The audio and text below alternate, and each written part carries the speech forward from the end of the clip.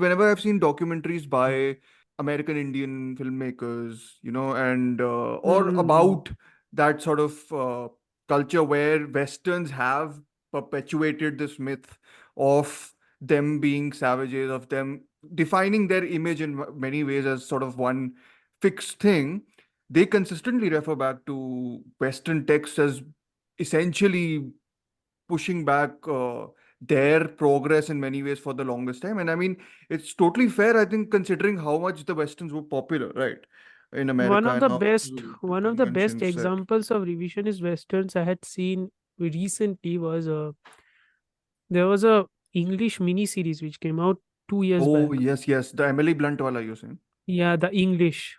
yeah, Mm-hmm. yeah. The Right, main right. lead was a Native American. Sure. It's Mm. from the Indian's perspective, Got it. and Got it's it. so good. That Yeah. that show was so good. Yeah. Yeah, I mean, it's Nobody interesting. saw So, it. That's mhm. nobody saw it. That's the bad part. Sure. I mean, that's something we will be discussing in hopefully the next parter of this episode, which we are finally convening for.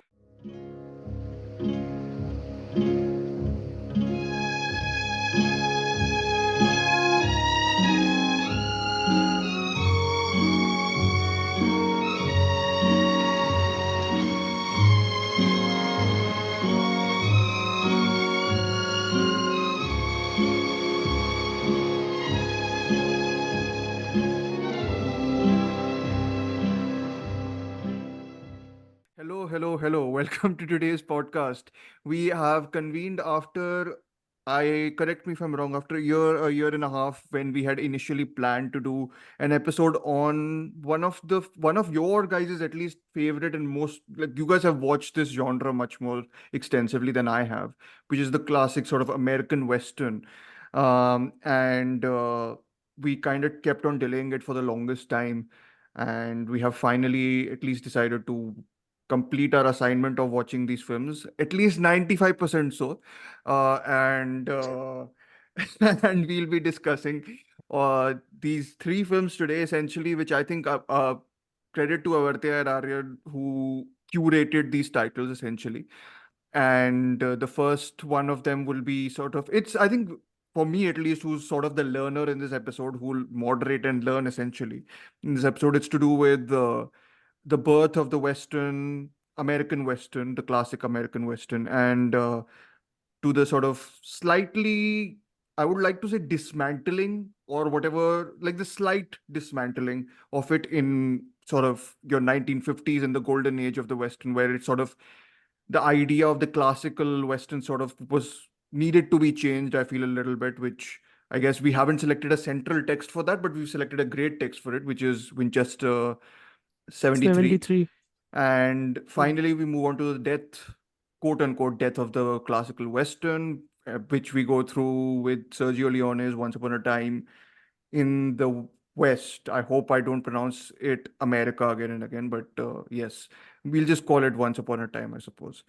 Um, Mm. but but yes, so I think I will leave the sort of introductory thing to Amartya and Aryan. Amartya, first, you can go, but I have made a couple of things, so I wanted to kind of ask you guys also, firstly, how you guys got into the genre first. What are the sort of, you know, milestones that you think are sort of integral in talking about this period, this style? What are, I think we can begin there and then sort of jump into the specifics of these fairly seminal films in many ways. At least the first two are like like recognized as seminal.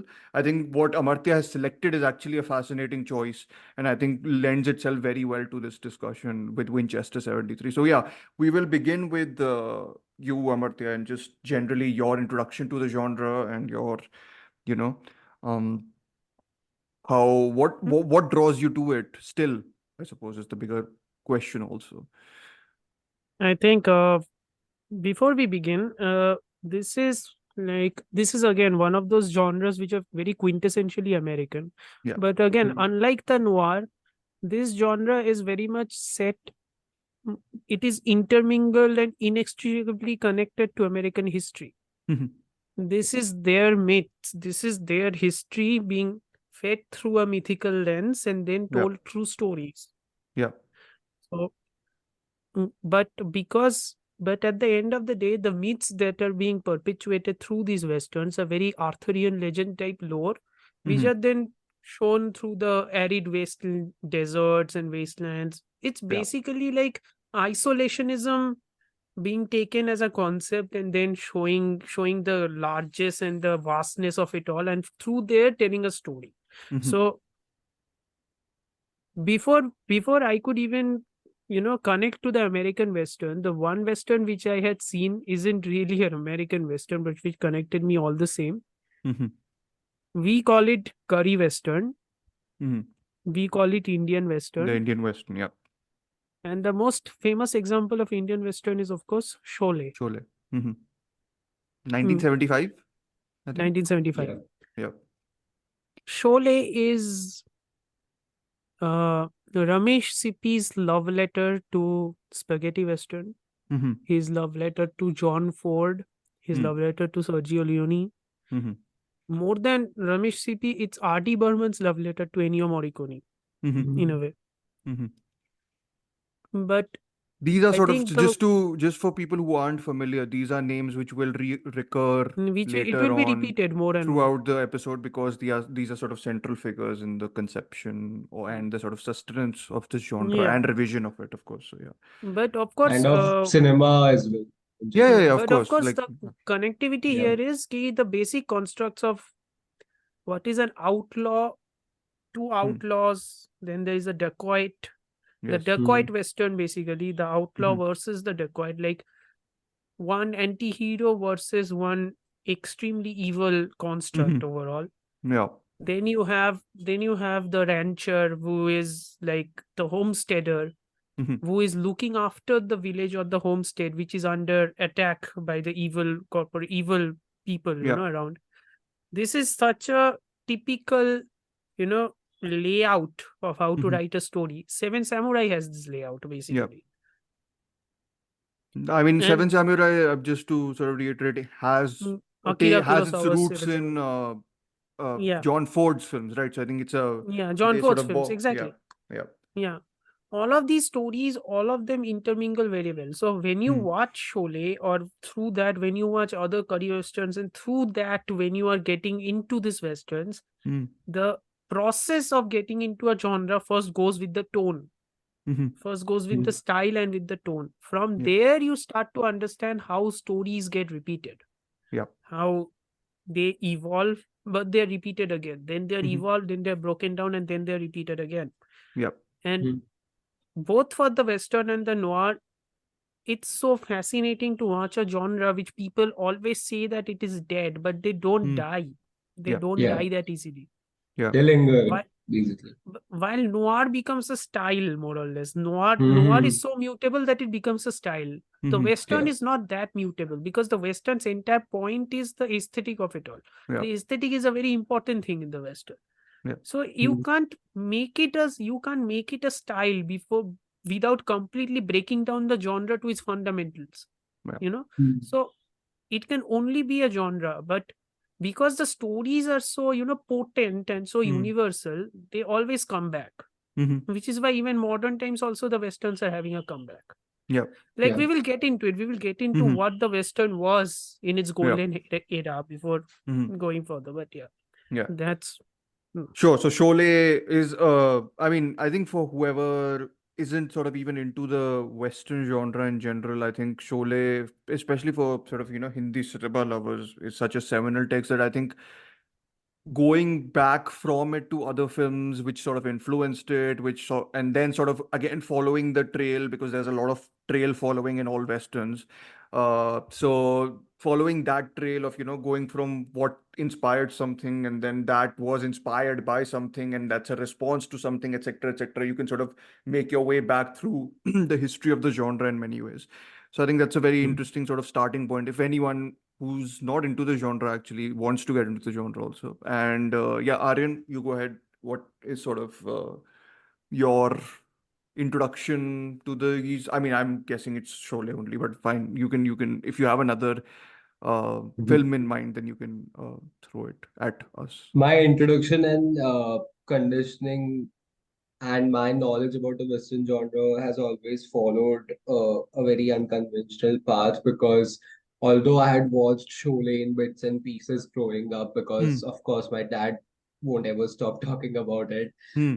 it wasn't until I had watched The Good, the Bad, and the Ugly that I got a fully that I got a better understanding of the genre itself, and I got a Sure. better appreciation of what it meant and where Hmm. it stands in the language and in the grammar and the dialogue of cinema itself Hmm. and what it means for people. And I'm really thankful to my dad, especially that Hmm.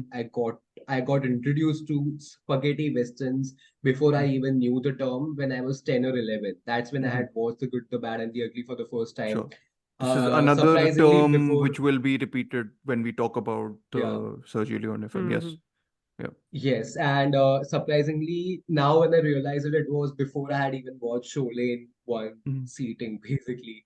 And it only my interest in the genre only sprouted back then. And Sure. then I chronologically watched Dollars Trilogy, which is again something that we would touch upon while discussing one of the three Hmm. films on the list on Hmm. the on this episode, and I watched Dollars Trilogy, and it was then that I dared to ask my dad that, you know what, let's watch Sholay.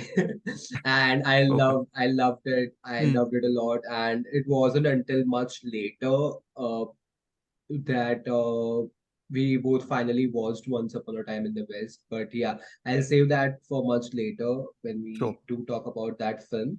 But Sure. yeah, my introduction with the Western genre has always been interesting, as I said, because now when I look back and watch the OG films from the Hmm. 50s, starring John Wayne and those John Ford movies, I realize how cinema has always been, even in the Western genre, it's always echoed in different countries, and different Yep. cultures have borrowed a Hmm. certain style and made it its own while also borrowing from what came before from the West.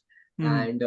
And then watching Sholay and recontextualizing all of it and Hmm. seeing how, as Amartya said, right, how these movies were made across the world in different cultural contexts, and yet they're also beloved by fans in each Hmm. country and even international people, even in That's the a international like, crowd, because the themes are so universal, right? that's what I was about to say. That because Yeah, is it because the Western is operating at such a mythological level in many senses, on that level of symbols of yeah. um And I think this, and again, of course, we'll go much deeper into this, but as Amartya said, that this genre will always, it will never die, right? It will always transmute, it will always linger in yeah. different ways, it will always permeate through uh, culture and whatever the kind of films we watch, whatever pop culture we Hmm. consume, even right now, even though it's not dominating our screens, big screens, it is still Hmm. very much prevalent in the kind of shows that we consume, I right? mean, Dune is And a Western, because right? technically, yes, like a Yeah. extended sci-fi western, of course, and in that way, what I was saying, that the genre will never die, because this longing that we as humans, we Hmm. as a civilization have Hmm. towards what came before, and Yep. this sense of belonging, no Hmm. matter how as a society we progress, no matter how sensible our politics get, Hmm.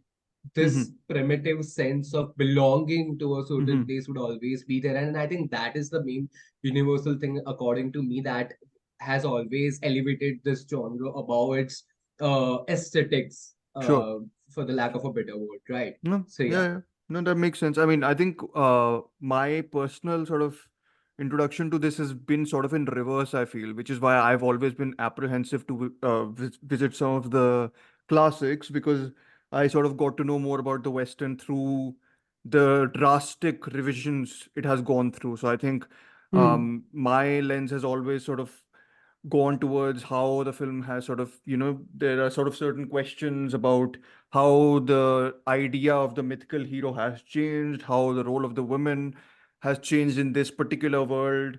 Yeah. Then, of course, the bigger question of the savages, quote unquote, the savages, and what sort of, different perspectives of that and how sort of they've taken form in other films. So some of the films I'll sort of cite. I mean, two of them which I do really like and are modern films are Kelly Reichardt's Meek's Cutoff, which is a drastic revision of the Western in the sense that everything is almost turned on its head. Widescreen is boxed out 4:3. The Hmm. focus is on the females. There's a certain lack of narrative trail or direction. It's almost like you're roaming around in a place. So like a lot of the conventions are sort of shattered in that film. And then there's Ballet of Buster Scruggs, which is Joel and Ethan Oh, Coen's almost parody comedy, but also love letter to a lot of the sort of early westerns, I think. And I again don't know what all westerns they're tipping their hat to. And Stagecoach, I think, is definitely one of them, considering one of the chapters takes place in a freaking stagecoach, mm, to heaven/hell. But in any case, I think they have again their love is sort of intermingled with a sort of critique, I think, of what things that were sort of celebrated and what things were sort of disposed of easily. So I'm looking at it from that lens, of course. But then, of course, when I watched some of these films, I had a great appreciation for just filmmakers who could set up these worlds, set up these really fascinating archetypes, symbols. There are so many symbols, and please, I would love for you guys to also sort of not list, but even like just um, go through some of the typical symbols that do sort of appear almost throughout every Western, because I think that's a sort of, when you do see these elements and things in play, I think it's easier to sort of identify with where you are situated, right, in a world or in a sort of filmic world at least. So,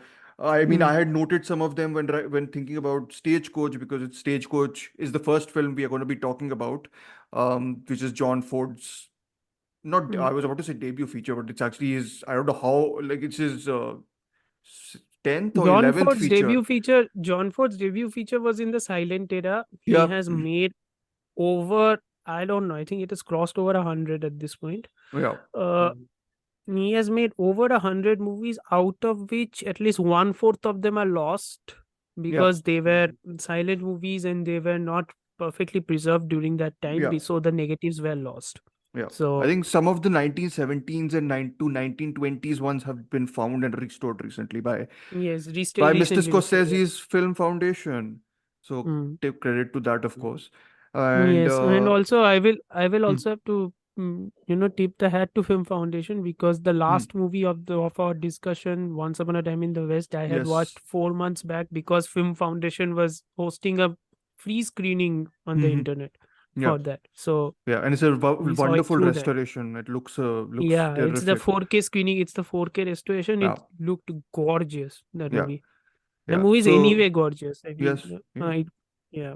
Yeah, absolutely. No, I And think so. Yeah, I mean, like telling you guys to just go through your basic sort of what are the sort of archetypes of a Western? Like, what do you expect okay, when you see a Western? okay. So like, okay, Aryan, I'm going first. You chip in when you think I'm missing something. Okay. So it's a genre of fiction which you can think about. It's already always set in the American frontier. Mm-hmm. All right. Yeah. So typically this is taking place during the gold rush. Mm-hmm. Okay. And yeah, like the closing of the frontier. So basically the beginning is always the Oregon Trail, Yeah. like the mm, time in which David Milch's show Deadwood is set. Mm-hmm. That is the typical time. That's And the 18. frontier, What's is that 1800s somewhere in the yeah, 1800s? 1800s, Sure. 1849, 1850, around that time. Okay. And the frontier closing, that is 1890. Okay. What is interesting here is the American Civil War also happens Mm-hmm. around this time. Yeah. Okay. Uh, so this frontier was always depicted as the old west or the wild west. Okay, this was an arid waste. This was an arid area. Okay, Yeah. so arid, desolate landscape. There were deserts, mountains.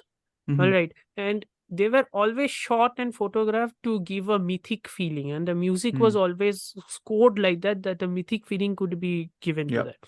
Yeah. And the areas are always used to be shown as very large, filled with larges, with Yeah. ranches, frontier Expanse, towns. right? Sort of. Yeah, Yeah. Yeah.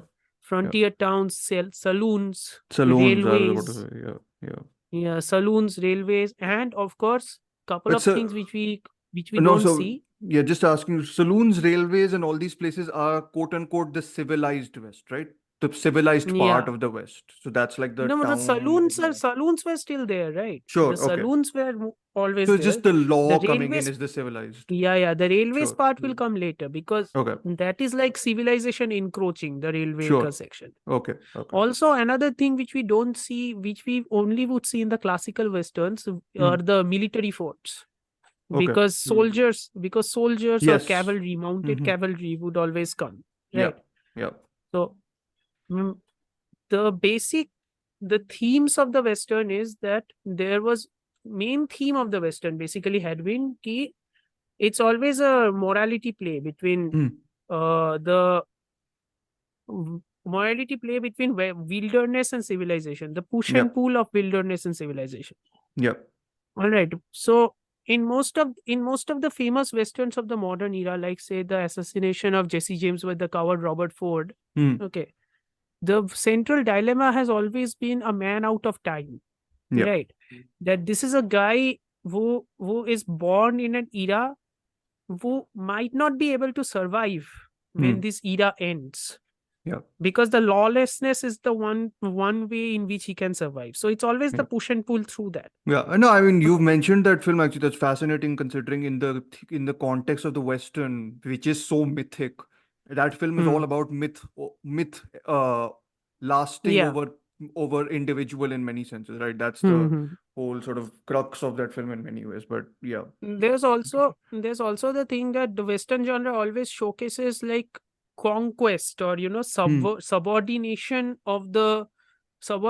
of nature and things which are unfamiliar, Mm-hmm. which is the you know Yeah. which is the part which is quite unpleasant, because it Mm-hmm. it means like uh, most classical Western movies would Mm-hmm. showcase you know our quote unquote protagonist confiscating or fighting against the territorial rights of the Native Americans, who would Mm-hmm. be described as savages, Mm-hmm. when in reality they were the main inhabitants of the frontier. Yeah. Okay, there also used to be a code of honor for them, Mm-hmm. code of honor which is say Mm-hmm. personal, which again amounts to what is called the frontier justice. Yeah, can I ask you how do you so this informed some of the samurai films, or did the samurai films inspire the code of honor in the Western, sort of like that? Was it like just a I give and think take sort of thing in I think general, it's whichever more of side? a give and take, to be Okay. to be certainly fair. Hmm. Like the influence itself becomes very, like the samurai films are very interesting, okay, because Hmm. those are basically like the eastern version of it all. The Western, yeah, yeah. Hmm. The western and the samurai genre, they have Mm-hmm. influenced each other throughout the years anyway. Mm-hmm. Okay, so because like what I am describing to you at this point, Hmm. while this is very quintessentially American, Yeah. if you take away the ranches, if you take away the Hmm. Stetson hats, if you take away the guns, Yeah. if you take away the jackets and everything, Hmm. you replace that with daimyos, you Yeah. replace that with jidagaiki costumes, you replace Yeah. that with swords, you replace Yeah. that with sticks. You have a It Ronins samurai, was the also, same. right? I think you so. have Whatever, ronins. Ronin hats or whatever. Mm. Yeah. Yeah. Yeah.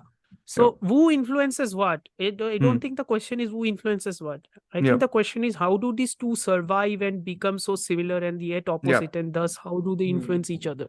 Yeah. Yeah. Very true. Again, Yeah. Yeah. as you can understand from my voice, I'm very fascinated by this stuff. But anyway, Mm. No, you are, and it yeah. is fascinating. Even as someone who's sort of not as well Mm. versed in them, I would want to be more well versed in them. So I think it's more to do with, like, Mm. as you said, like you mentioned so many of them. I think I was like thinking about gunslinging shoot 'em ups, whatever Hmm. the main thing is, Yeah, that's what I'm that getting at, right? The that's switched into frontier your justice sword, of it. that's Yeah. switched into your sword fights or Hmm. whatever Hmm. that is, right? And I think the thrilling Hmm. chases, I think the horses Hmm. may be the common factor in both, if I'm not Yeah, wrong. both of them. Yeah, so Yeah, both horses of are them. the commonality, I guess, in both these Yeah. And genres. in Yeah. and for frontier justice itself, it's like it more or less is dependent on like revenge of it all, right? Because Hmm. frontier justice, what does frontier justice actually entails? Frontier justice Hmm. entails key the Hmm. basic tenets of what law Hmm. is, because it is the Wild West, the basic tenets of law hasn't appeared yet. Hmm. So it could be that the law is slowly and steadily encroaching on the Wild West and Hmm. trying to show its vision on this, civilization Yeah. somewhat. Yeah. Or they are creating their own laws based on a simplistic morality of right and wrong, which if Yeah. you look at it more, which if you try to, dissect it more, will become quite problematic in some instances. Yeah. But Which don't you think the Westerns do that in any case after a while? They think they after a while see they the do. yeah. In the classical ones they Yes. won't, because the Yeah. stories have been made in such a manner that frontier Yeah. justice becomes the only option. The plots have Yeah. been made in such a fashion, Yeah. like Yeah. I mean, depiction no, of feuds or individuals, like through revenge or retribution, yeah. like how the searchers happen. We are not going to talk about the searchers, but how Hmm. the searchers, where the searchers goes, Hmm. the plot is designed in such a way that that is the only way the ending could have happened. Yeah. Yeah. But even within that movie, John Ford is also commenting on the entire point of this personal honor and how Of much course. Yeah. filled with Yeah. folly it actually is. Yeah, I think that's that for me at least, that is the sort of almost tipping point after which the films go and Hmm. sort of, outright challenge some of them. Here, in Searches. Searches is the one text for me which I think is like almost halfway through there, where it's like I'm questioning it, but I also love it. And I'm, Yeah. torn between the two, and that's the sort of central tension of it. Anyways, Yeah. before we I delve mean, it into that also, era, I think yeah, I mean, it also hmm, becomes a point of key the social order itself, right? Because yeah. in cities or in, Hmm. places where the law actually exists, Yeah. social order is maintained through, institutions like Yep. courtrooms. Hmm. In the West, first of all, there wasn't too much of a social order or anything. It's more like there was a sheriff Yeah. who could, look after a town. Yeah.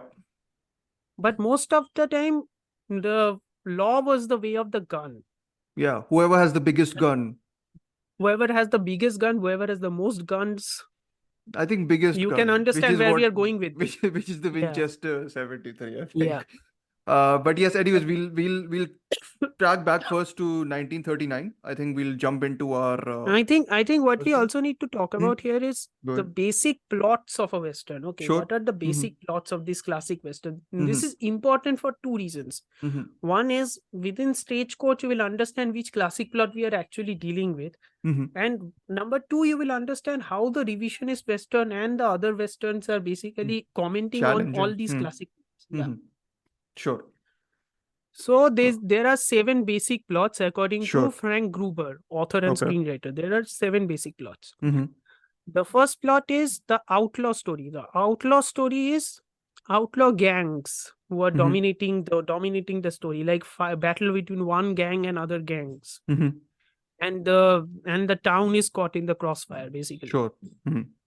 Okay, then there is the cavalry and the Native American story. Okay. So basically, this is the much more problematic one, in which the white Mm-hmm. settlers are going after taming the Native Americans who are the Mm-hmm. savages. Sure. This is the more problematic ones. Yeah. Then comes the ranch story. Okay. Now, this story a lot of people have seen, okay, because most Okay. revisionist Westerns don't even deal with this stuff.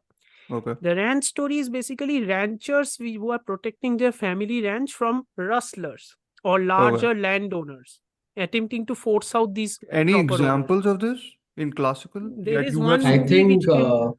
There is one movie I by Robert Wise. Hold on. Let mm, me check this because Hmm. I had seen that very recently. Hmm. Wait, hold on. You can see top-notch podcasting we are doing here. I It's just okay. That's okay. We will fill in time. Aryan, what? Mm. Any other examples? You were saying something. Sorry. I I think even the Clint Eastwood film from the 90s that he directed, that Dawn of the Unforgiven. Souls, is it Unforgiven isn't. It has a Uh, ranch story to it, but I think yeah. I'm not sure if it's protecting his ranch. I think it's more about No, it's not Okay. protecting. protecting his ranch. It begins at a Okay, Okay. ranch, Okay. though. I know it that. Yeah. begins at a. Huh. Okay, so Hmm. the movie which we are talking about is Blood on the Moon, directed by Robert Wise, Okay. 1948. Sure. I've seen this Hmm. movie. This movie is fantastic, by the way. Okay. It is about a semi-nomadic wanderer named Jim Gaddy who comes and figures out that there is a plan to by his old friend to help mediate a cattle dispute. Mm. Hmm. Okay. By removing the cattle of one rancher and taking over the land. Sure. Hmm. This used to be one huge plot. Got it. For people of the modern era who are not familiar with this genre of stories, the Mm. best example for them is Yellowstone, the actual Sure. TV show by Mhm. Taylor Sheridan. Yeah. The basic show, at least the first 3 seasons, follows this plot only, the ranch Sure. story Mhm. in the modern climate. Mhm.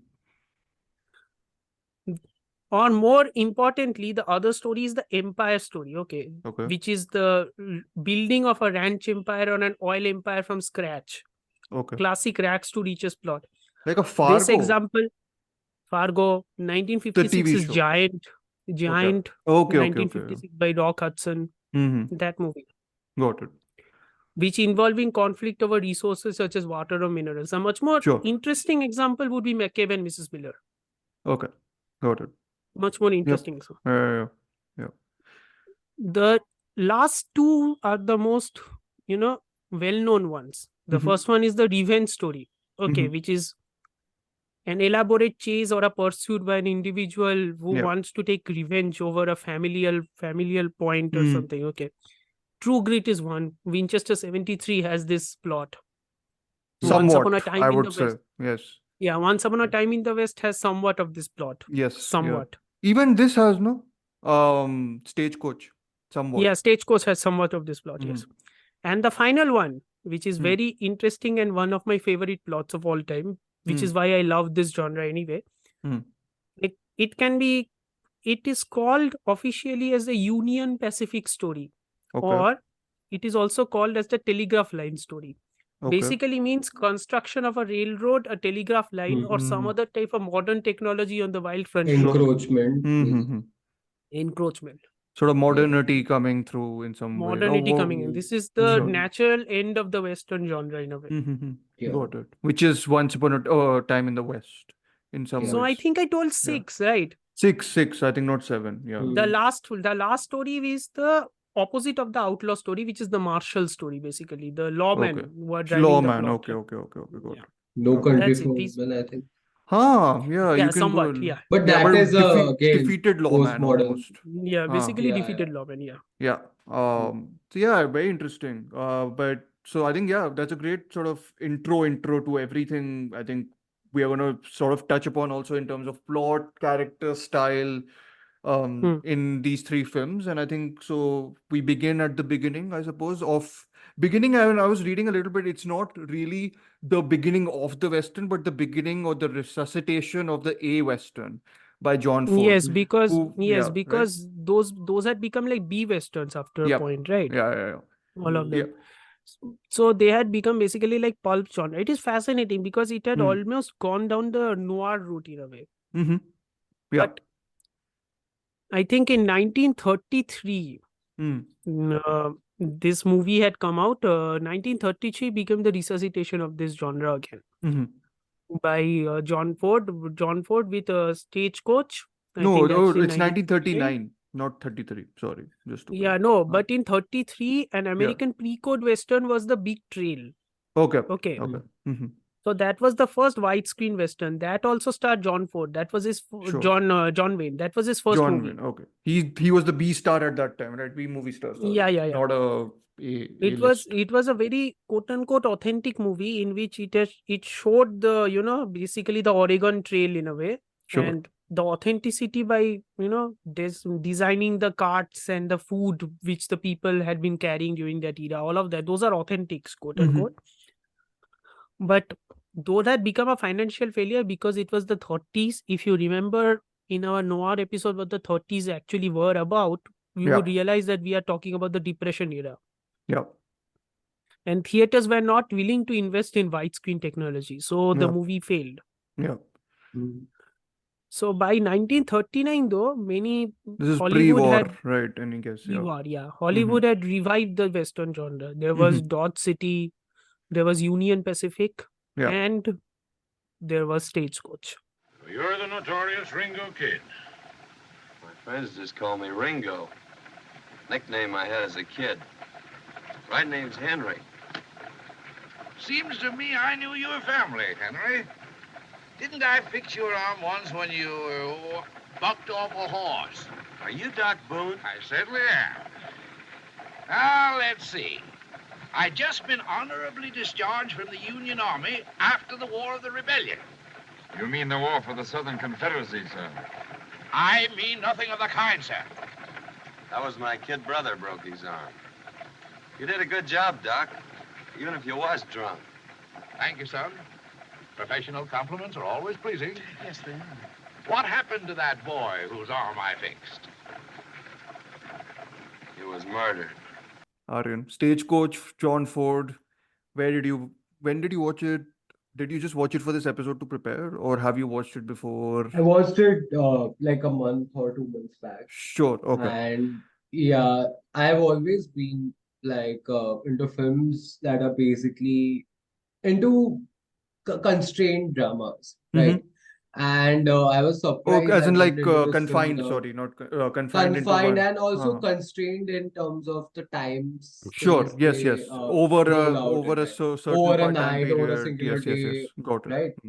And Stagecoach wasn't the first John Ford film that I had watched, not Hmm. even the first John Wayne film Hmm. as the lead that I watched. Hmm. And that's precisely why it I was really struck by it because you see John Wayne in this before he became the John Wayne, right? Hmm. And you This This is when he made became instinctively, him, John na. Wayne. This made him This yeah, is yeah, when he the John became Wayne. John Yeah. Wayne. exactly. Yeah. Yeah. And you see that there was an instinctive sense about what a big deal he was. Hmm. And he wasn't even the highest paid actress in the film, right? No, no, he He wasn't wasn't even the highest highest paid actor. billed. Top billed I don't think Yeah, it was the female star Claire Trevor, I think, who plays Yeah, who played the Dallas? Yeah. Dallas. Yeah. yeah, and I think uh she solidifies this film as uh, a great classic that we have that we keep revisiting because Hmm. the kind of chemistry, the kind of charisma that she projects in Hmm. front of John Wayne, who, as we came to know later, he remains one of the most charismatic leads in Hmm. cinema history, And a especially in prick in Hollywood, real right? life, just to sort of Of addendum course, put it. yeah. Yes, yeah. I think Yeah. But Preek is being kind. Preek is Yeah, being yeah, it kind. is. He Yeah. is a pansy idiot, but let's not Yeah. go there. Okay. Yeah. I was surprised to see how contemporary the dialogue in the film felt, and Hmm. you realize that that most of the John Ford movies do have this camaraderie and this sort of banter that feels very contemporary, and yet it feels so organic. Hmm. And yeah, I loved the movie. I loved it a lot, and Hmm. I did not love it as much as some of the other John Ford films that I had Hmm. watched before it. Hmm. For instance, I think from whatever limited films that I have watched of John Ford, my favorite one remains My Darling Clementine. Sure. And I have a Ah, lot of lovely film. comparisons. Yeah, Lovely I have a film. lot of comparisons and parallels that I had been thinking about last night while Sure. making some notes about Hmm. Once Upon a Time in the West. That Hmm. I'll say Sure. that for later. But Sure. yeah, Stagecoach, it's really good. It serves as an introduction not just to the actor who uh, made this genre a household name Hmm. with his, right, but also an introduction to a genre that remains the most American genre, the most original of their genres, right? Yep. Yep. And Yep. yeah, it's a great introduction for anyone who wants to get an Into the understanding film. of what Yeah, I this mean, genre. you've said this. I mean, Yeah, it's if people have seen The Hateful Eight. This is sort of yeah. the I don't know what adjective to use to describe these people. Similarly constrained The not Western. entirely cooperative nine, I guess, or like the. Mhm. So I mean, Yes. yeah, I suppose. I mean, see, I like the film more as an academic object more so than being super immersed in it as a film. On a formal Uh, level. I find it very fascinating as a formal object. I find it very fascinating. I am not the biggest. Not just because I know about what John Wayne was, but I wasn't. I'm not the biggest. Like Yeah. when the camera dollies into him, I was like, oh, nice face. That's it. I wasn't like swooped over by the sort of charm of the guy or whatever. Even when he's speaking, what I was more fascinated by was sort of just the way this film actually is a lot about the social hierarchy of the civilized West. I was very Exactly. fascinated by that, and Yeah. more so than there is the whole quote unquote threat of the savage. Again, I will say Hmm. quote unquote there also, quote unquote savages leaning throughout, lurking sort of throughout the film. That's the main sort of action set piece of the film in many ways is informed by the idea Mm. that the native Indians are sort of looming around, and there's this threat that can come at any time and destroy these Yeah. wonderfully lovely civilized white people. Sorry, and I was Yeah. Yeah. like, okay, I'm more Wonderful, quote unquote, lovely, quote unquote, yes, of civilized, quote course. unquote. Yes. Yeah. No. I mean, I was most interested in the way the film is actually very sympathetic towards the other outcasts belonging to the white community. So I was Yes. thinking more in the angle of how the film is actually a lot about Ringo Kid, which is John Wayne, and Dallas Claire Dallas. Trevor, who's the Mm. prostitute, right? I think, who's Yes. basically run out of town in many ways by the League of, what's the league called? The League of, The like it's League of Lawful Women, I think. Law Yes, and which is Order quite, League, basically. yeah, law and The League orderly of Law. women run her out of the sort of town. So I think it's Yes. very fascinating to me how the film sort of, knocks back against like the civilized West, but Hmm. then also wants to reinstate them inside the civilized West, but then also kind of again puts them outside the wilderness. Like I find that, And it's, uh, yeah. And huh. another outcast movie we should talk about is The Mhm. Alcoholic Doctor. Oh yes, yeah, he's fun. And Mm. so is Buck. I really like both of them. They're quite Yes. funny. Yeah. Yes. So, uh, have we talked about what this movie is actually about? Like, No, but we can sort of, yeah. So I've written it as a group of people traveling on a stagecoach find their journey complicated by the threat of the Geronimo and learn something about each other in the process. This is not yes. my So, writing. This is actually IMDb. I've copied pasted it from. But anyways, yeah. yeah. So Geronimo, for people who have no idea, Geronimo, he was a military leader and medicine man from the Bedonke band of the Mm-hmm. Apaches. Mm-hmm. Okay. From 1850 to 1886, Geronimo had joined with members of three other Central Apaches. Mm-hmm. Okay, to carry out numerous raids. So he Yeah. was a very capable leader, and thus he was Mm-hmm. very dangerous for the Mm-hmm. American law, basically the Yep. soldiers and all of them. Yep. That's why those skirmishes were always occurring, Yeah. and that's why those Mm. skirmishes were so terrifying for a Yeah. lot of these people, because again, this is the classical Western. The classical Western would always try to put a rose tinted glasses on the white people and how they are Yeah. shown as the people fighting for the law and everything. Yeah. I But mean, think about that. it's a little complicated in this, I think, in any case, Yeah, with the think about white this people for a also. Yeah. second also. Yeah, think about this for a second also. If that is the case, why are they so afraid of Geronimo? Yeah. Yeah. So that's one. The second thing is, like you said, I am also not in love with the movie as a narrative. I am also in Mm-hmm. love with the movie as a thing that exists, Yeah. because I this movie's runtime is around 96 minutes. Yeah. Okay. Within 96 minutes, this movie has to develop so many characters. Yeah. Exactly. It Yeah. has to set up Set up so a many plot hierarchy. threads. Yep. It has to set up so many plot threads, and it has to fill all the plot threads and bring them to a satisfactory closure. Mm-hmm. Mhm. How it does that, by Mm-hmm. breaking the story into episodic chunks, basically, Episodic and chunks if you meaning in terms of the trail, you're saying how they in terms each of the are. trail. Yeah, so I was Yeah, like, it's Tonto to Lordsburg. That's the sort of trail they're following, it's which is Tonto to Arizona to Lordsburg. New It's Mexico. it's Yeah. so it's so simple if you think Mm-hmm. about it, but it's such a genius way to Yeah. progress the story, because Yeah. every time they reach one location, Mhm. they learn that the army which they are following has been Yeah. shifted Yeah. to the next location. This is a They have been cavalry, the shifted to the US next location. cavalry, I think, who's sort of Yeah, the stationed US there, right? cavalry has been shifted to the next location. And Yeah. of course, every location they reach, they find a conflict. Of course, Mm. every conflict they find, it results in character discussions. It Mm-hmm. results in, you know, character plot progression. Yeah. What does this remind you of? This reminds you of a television show. Mm. This reminds you of Like an an yeah. episode in a television Mm-hmm. show. Mm-hmm.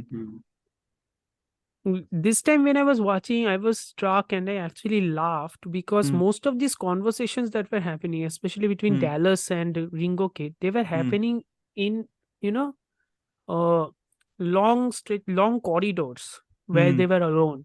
Mm-hmm. This is such a staple of TV shows, especially Mm. American TV shows and Canadian TV shows, in which two Mm. characters, when they have to talk about their heart to heart talk and private, Mm. they will always go to one corridor and they will talk about this. Mm. No other Hmm. people will be interrupting until their talking will, until their conversation is finished. Yeah. Only then will the other character Yeah. interrupt. Yeah. So when you watch that, and you watch that in 1939, Mm. you realize that this is something of a genesis of storytelling itself in Mm-hmm. a way. Yeah. Yeah. No, This is totally. both the genesis. I mean, I And Yeah. think. also of set Mm. construction before you go on. I mean, you can't talk about Stagecoach without talking about that chase sequence, which Yes. Yeah, I think but is the reason why this film gets mentioned so often. It Mm-hmm. remains one yeah, of the but best. getting Yeah. mentioned, getting mentioned because of that action sequence is like I think missing it's the point of why undermining the film also, I feel. Of Because I course, feel, of yeah, course, yeah, yeah. yeah, because I think because what the Amartya is movie, mentioning in terms of the development of the narrative, I think one of the best things actually, and one of the most fascinating things to me is how Ford uh blocks a scene essentially to, separate yes, the outcast Hmm. from the people who are yes, the sort of center of Hmm. attention. Even first, I mean, of course, it's done through dialogue also, where the sort of and it is done through staging also, and very simple staging, like like people are sitting on the table, one of them is sort of yeah, the center focus is on the person who's of a upper yeah, sort of status, and the woman who's of the upper status, and Ringo and Dallas are shifted to the left. All their conversations Hmm. take place, as you said, in corridors. Then one of them, mm, their main conversations takes place almost next to the outside, Wild West. Yeah, which is like, one yeah, step outside. you move and you're sort of Mm. into the territory where this might be allowed, whatever their All I'm union is. saying So is, yeah. in film school, if people want to watch a movie and Yeah. learn Yeah. basics of Hmm. film school, basics of Yeah. film, Yeah. Stagecoach is one. Stagecoach is Absolutely. one movie you need to watch to You learn the can watch it basics without audio, to be very without so audio. Yeah, yeah, basically.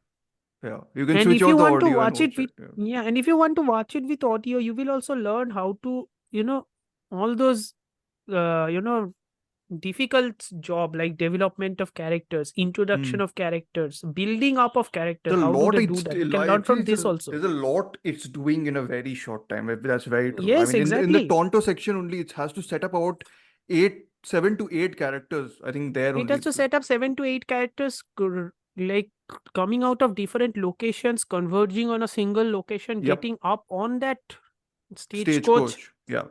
Yeah. Yeah. While also having to set up why the stagecoach needs to go quickly, why the Hmm. stagecoach needs to reach here. There should Yeah, be a because it's also inside setting up the whole what is lurking in the background, and sort of, what is what lurking in threat the is background. there, Yes. and what each character's motivation is to go everywhere. So I mean, yeah, that's a lot of stuff it's doing pretty Yeah, judiciously. in modern times, those would be mostly, backstab to the context itself. Yeah. So in Hmm. most cases, what would happen is there would be a paragraph or a line in the beginning which would explain what is Yeah. happening before the movie jumps in. Yeah. None of that is here though. Yeah.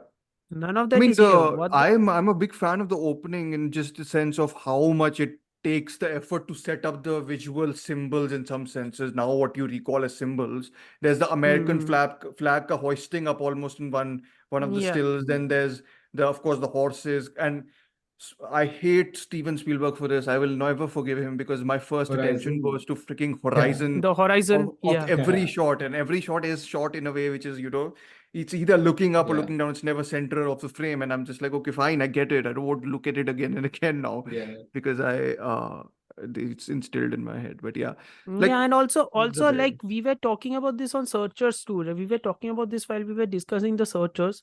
Mm. Ford's just quick edits, Mhm. because this Mm. is a guy who was a workhorse, right? He Mhm. used to edit on the fly. Yep. He didn't wait for the movie to shoot and then go to an editing bay and then cut it. Mhm. Yep. There you didn't used to be much time. Okay. Mhm. And the budget was also limited. Limited Yep. budget mein jitna ho sake, that's what he could have done anyway. So this is Yep. what they're doing. Mhm. So all these things are always fascinated me, especially, Mhm. I mean, think about this. This is 1939. Yeah. Mm. Just imagine for a second the Yeah. time. No, and I think this is where when you think to imagine the time, this is where we I think can talk about the action sequence also, because the camera work in Yeah, that action because sequence is freaking ridiculously good, which is the DOP was Burt Glennon. So just to give yeah, a Burt shout out. Glennon's camera work. What is interesting is the camera work, which is showing like the basically the chariot which is currently racing. Okay, there is Mm. one thing which is the camera work actually showing the chariot. Then there is the other one in which the blue screen is present in the Yes. background and the Yeah. characters are shooting. Yeah. So then you have to cut this through and splice them seamlessly, right? Yeah. Yeah. Even for the time, like Yeah. you can see some moments where the continuity is Yes. suspect. There's some in the short, even short reverse shots where people are looking to the right, but then they cut to the other Yeah, frame and you have like other angles. I was like, okay, I like it's the sort of limitation of it also at that it's point the of time. So limitation of the time, but yeah. even then you can understand the idea, you can Yeah. understand the vision of the director, what he's Yeah. actually trying to do. Yeah. And of course the stunt work, because it's insane. This Yeah. guy is climbing on top of the stagecoach. There is one Native American who is hanging beneath the Were there horse. Native American actors for this one? I don't think They so. they didn't take extras as the Native American actors? I don't think so. I mean, I don't think it's so. less egregious than having Rock Hudson play one. So yes. Yeah, But that yeah, it anyways. definitely is. But no, I was thinking more about, what this reminded me of weirdly? Mad Max, Fury Road. Like this stagecoach Chase Yes. sequence, whole right? sequence. Yeah, Yeah. yeah. The And chase it's sequence reminded me of that. especially so much is in the camera. Yeah, There's and no there's this one shot where 4K it's edits. looking from the top of the stagecoach, like it's shaking, Hmm. like it's that point of view. Then there's like camera shots where the camera's like tilted up and like it's on the Yeah. ground, like rooted to the ground, and it's like sort of it's like the chariot is almost moving over the camera, like Mm. it's Hmm. like, and it's cut in as Amartya is saying, so dynamically. I mean, what we the only part of Ben-Hur I actually like sort of is the chase sequence, right? So it's sort of Yeah, Yes. like details. Yeah. it's sort of like, but Yes. this is sort of doing that, and I think a lot of Yeah. other things also, and it's doing it 20 years before that with a minimal budget. Yeah, with the budget uh, it has. yeah, Like, so I mean and it's of course, this is also like one of those John Ford movies with John Wayne, which is shot in Monument Valley, right? yes. So Hmm. these are all shot in Monument Valley locations. Yeah. So, and which is why there are some moments where the topography of Monument Valley is pretty unmistakable, even though Yeah. the location which is shown in the movie is definitely not that. Yeah. But Yeah, that no, I think happens because that happens because after having seen so many westerns, even if you haven't been there, you can understand some of the cliffs. You know of where this course. movie Yeah. is taking place. Yeah. But And I mean, the this cliffs here guy, are very normal shaped compared to the other ones we will see in yes, Winchester oh yeah, 73. oh yeah, Anyways, there's also the final sequence here, which brings us back to a little bit of the revenge story, which I think, as you mentioned, is the revenge story something which was sort of a necessity almost to provide some sort of, emotional footing to the main character in some ways, it's because, more like elevating. It's more like elevating the character. There is Stakes. one job I And have to do. There is sure, one job yeah. I have to do before I can attain happiness. sure. Basically, Yeah, Hmm. because and again, it's always based on familial honor, right? yes, He killed my yes, brothers. he killed That's my why I will kill him. brothers. Yes, which Yeah. is, but that also has a great moment with the doctor who tries to like taunt the Luke whatever character he is at the bar with Hmm. his shotgun, and then he's like, "Please never let me do this again," or something like that. Quite a funny character. Whoever the actor is, I've not noted his name down, Hmm. but yeah, I mean, what do you guys think of the ending though? Like, the one of the things that was very fascinating to me was the fact that for these two outcasts to be together, they can't live in the civilized place. They have to go to the wilderness again, which I think is like very fascinating in just what it's saying about, the civilized West and the wild West as such. So like its stance on Also that tells is you what quite fascinating. also tells you what a stupid idiot John Wayne is. Which is Because not, yeah. I mean, we have plenty evidence for that, I think. So I mean, no, we don't. but again, he's criticizing one movie as saying this is un-American, when in the Yeah. movie which has basically vaulted you to stardom status, the ending is showing that happiness can only be found outside of civilization. Yeah. Yeah. Are you nuts or are you stupid? But I think that's the whole. I mean, that's something which is amplified in the searches, I think, later. But like, that's the whole tension, I think, which John Wayne and maybe John Ford's sort of, going out of his own ass, sort of like, thinking about maybe other narratives, other potentials of, breaking the myth of America. Like, I think he's Hmm. done, and I've not seen a lot of But they are other not John Ford, but breaking the, but they they're are not not breaking it. breaking the They're myth of not breaking it. America. Yeah. They are not breaking the myth of America. If they Yeah. if they were actually breaking the myth of America, they would have actually, pointed the fact that the Apaches are only seen as murderous savages. There is no hint that the white men have actually invaded their land. That's हाँ why the वो तो Apaches are yeah, attacking that's the them. selective history. Yeah, no, they're not. They're right. It's Yeah. not breaking the narrative, but it's sort of, almost intentionally or not, living with sort of contradictions which make you Yeah. question what even Unenlightenment, is, basically. maybe what even Unenlightenment.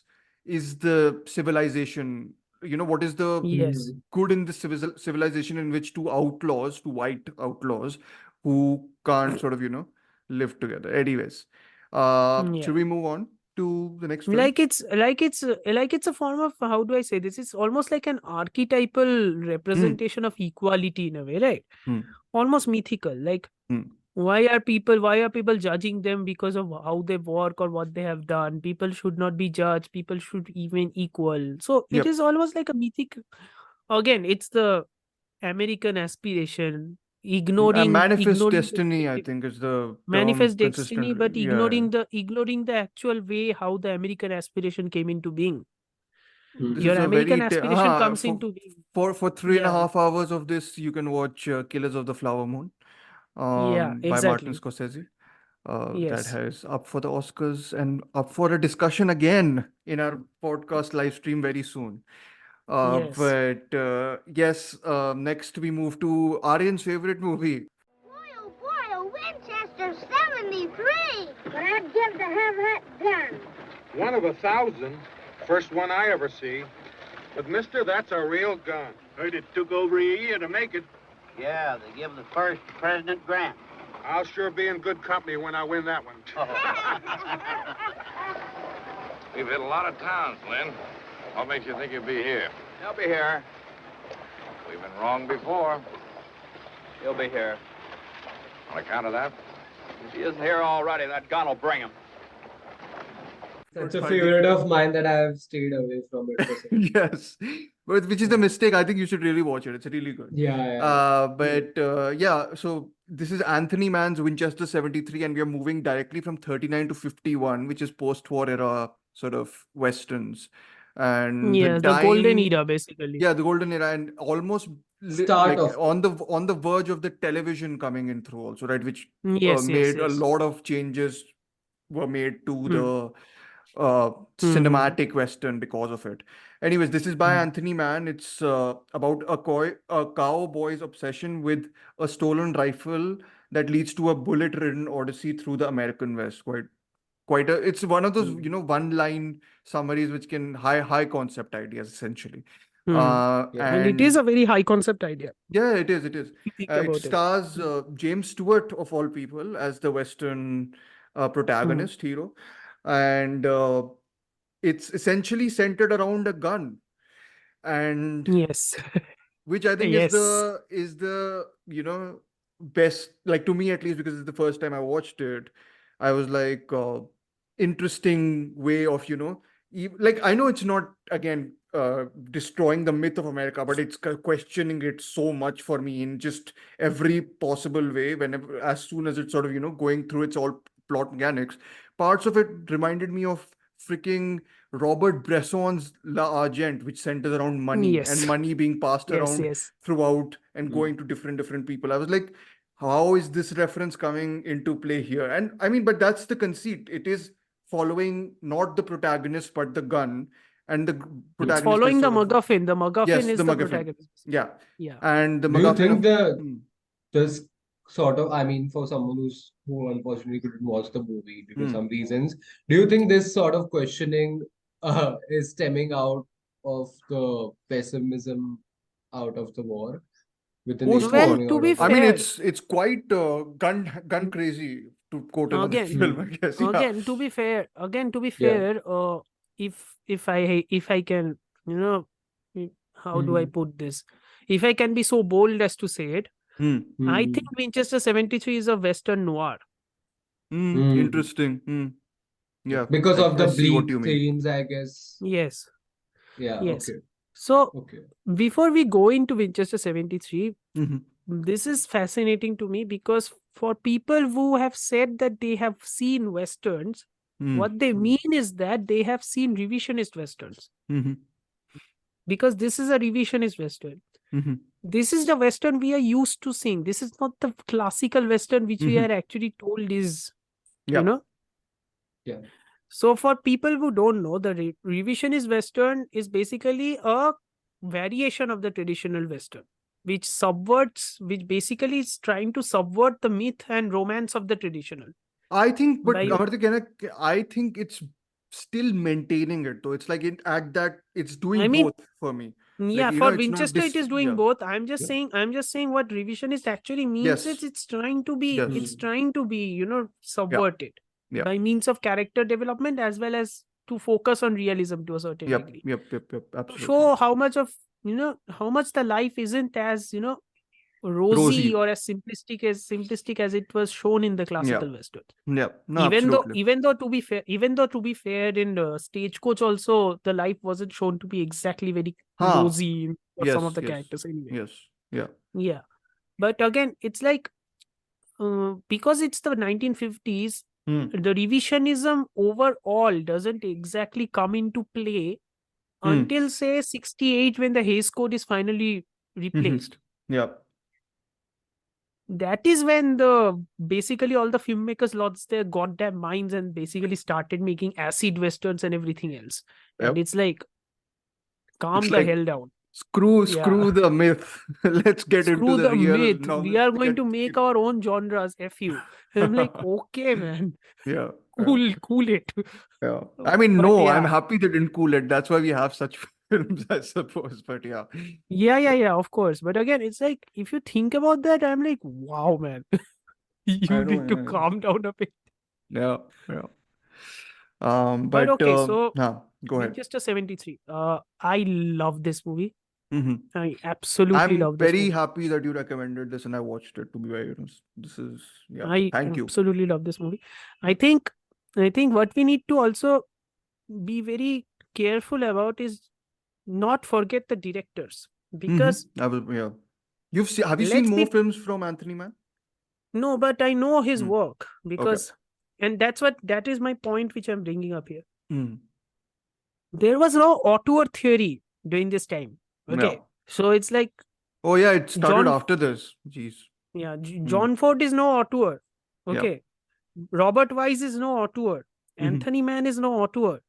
These are people who have done literally everything. They have done Yep. noirs, they have done musicals, they have done westerns, they have done dramas, they have done everything. Yep. And they were very successful while doing it. They were workhorse people who had their own individual, perspectives and individual flourishes, Yeah. but they were all workhorse.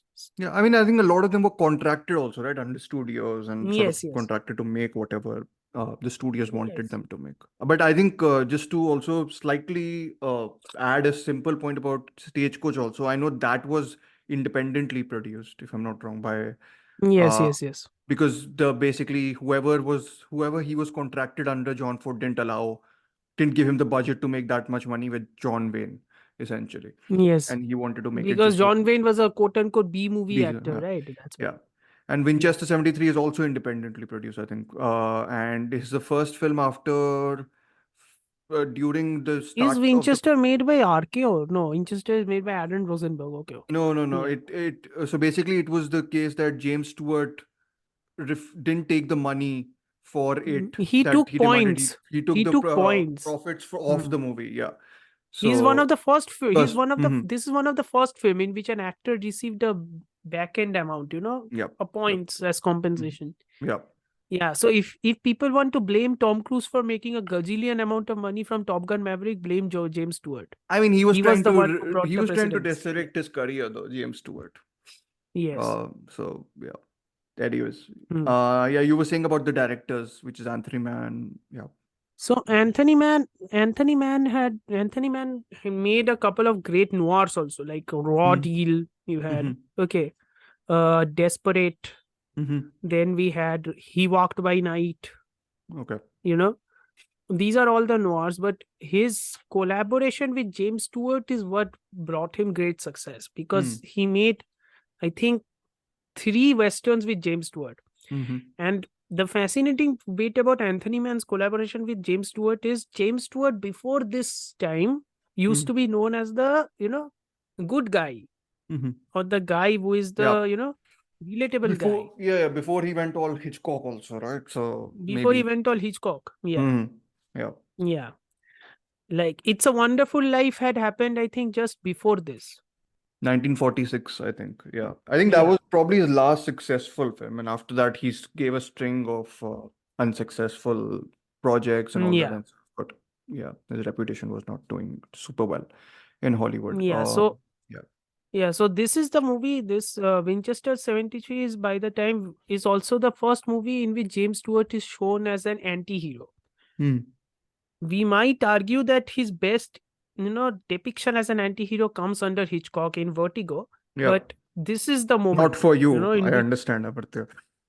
yes, but this is the moment in which he becomes like he's shown to have gray shades. He's still a Yeah. nice guy, basically, Yeah. but he's shown to have gray shades. Mm-hmm. But of course, I think because this story is about a prized Winchester 1873 rifle, right? Yeah. So, and that rifle is the target for a lot of people. Like Yep. James Stewart's character wins the rifle from a shooting contest, but Can then we before we move on, the shooting contest takes up about 20 to 30 minutes of the film. That's the setup essentially.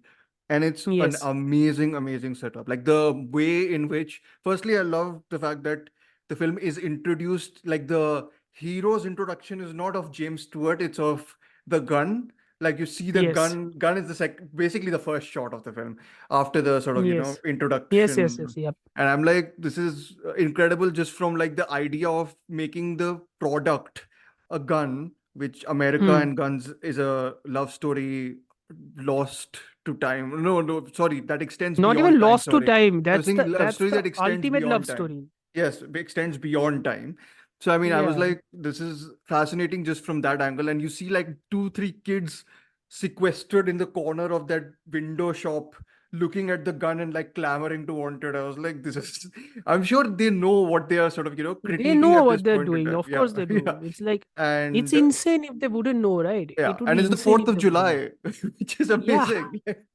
Like the Independence Day they have a contest where people are gun shooting to win that rifle. And I'm like, this is win that rifle. the I'm stuff like, of like satire only, where it's like, yeah, and it also has one of my favorite moments where basically when they enter this is Dodge City, when they enter the Dodge City, they have to put their guns they have to inside put their the guns.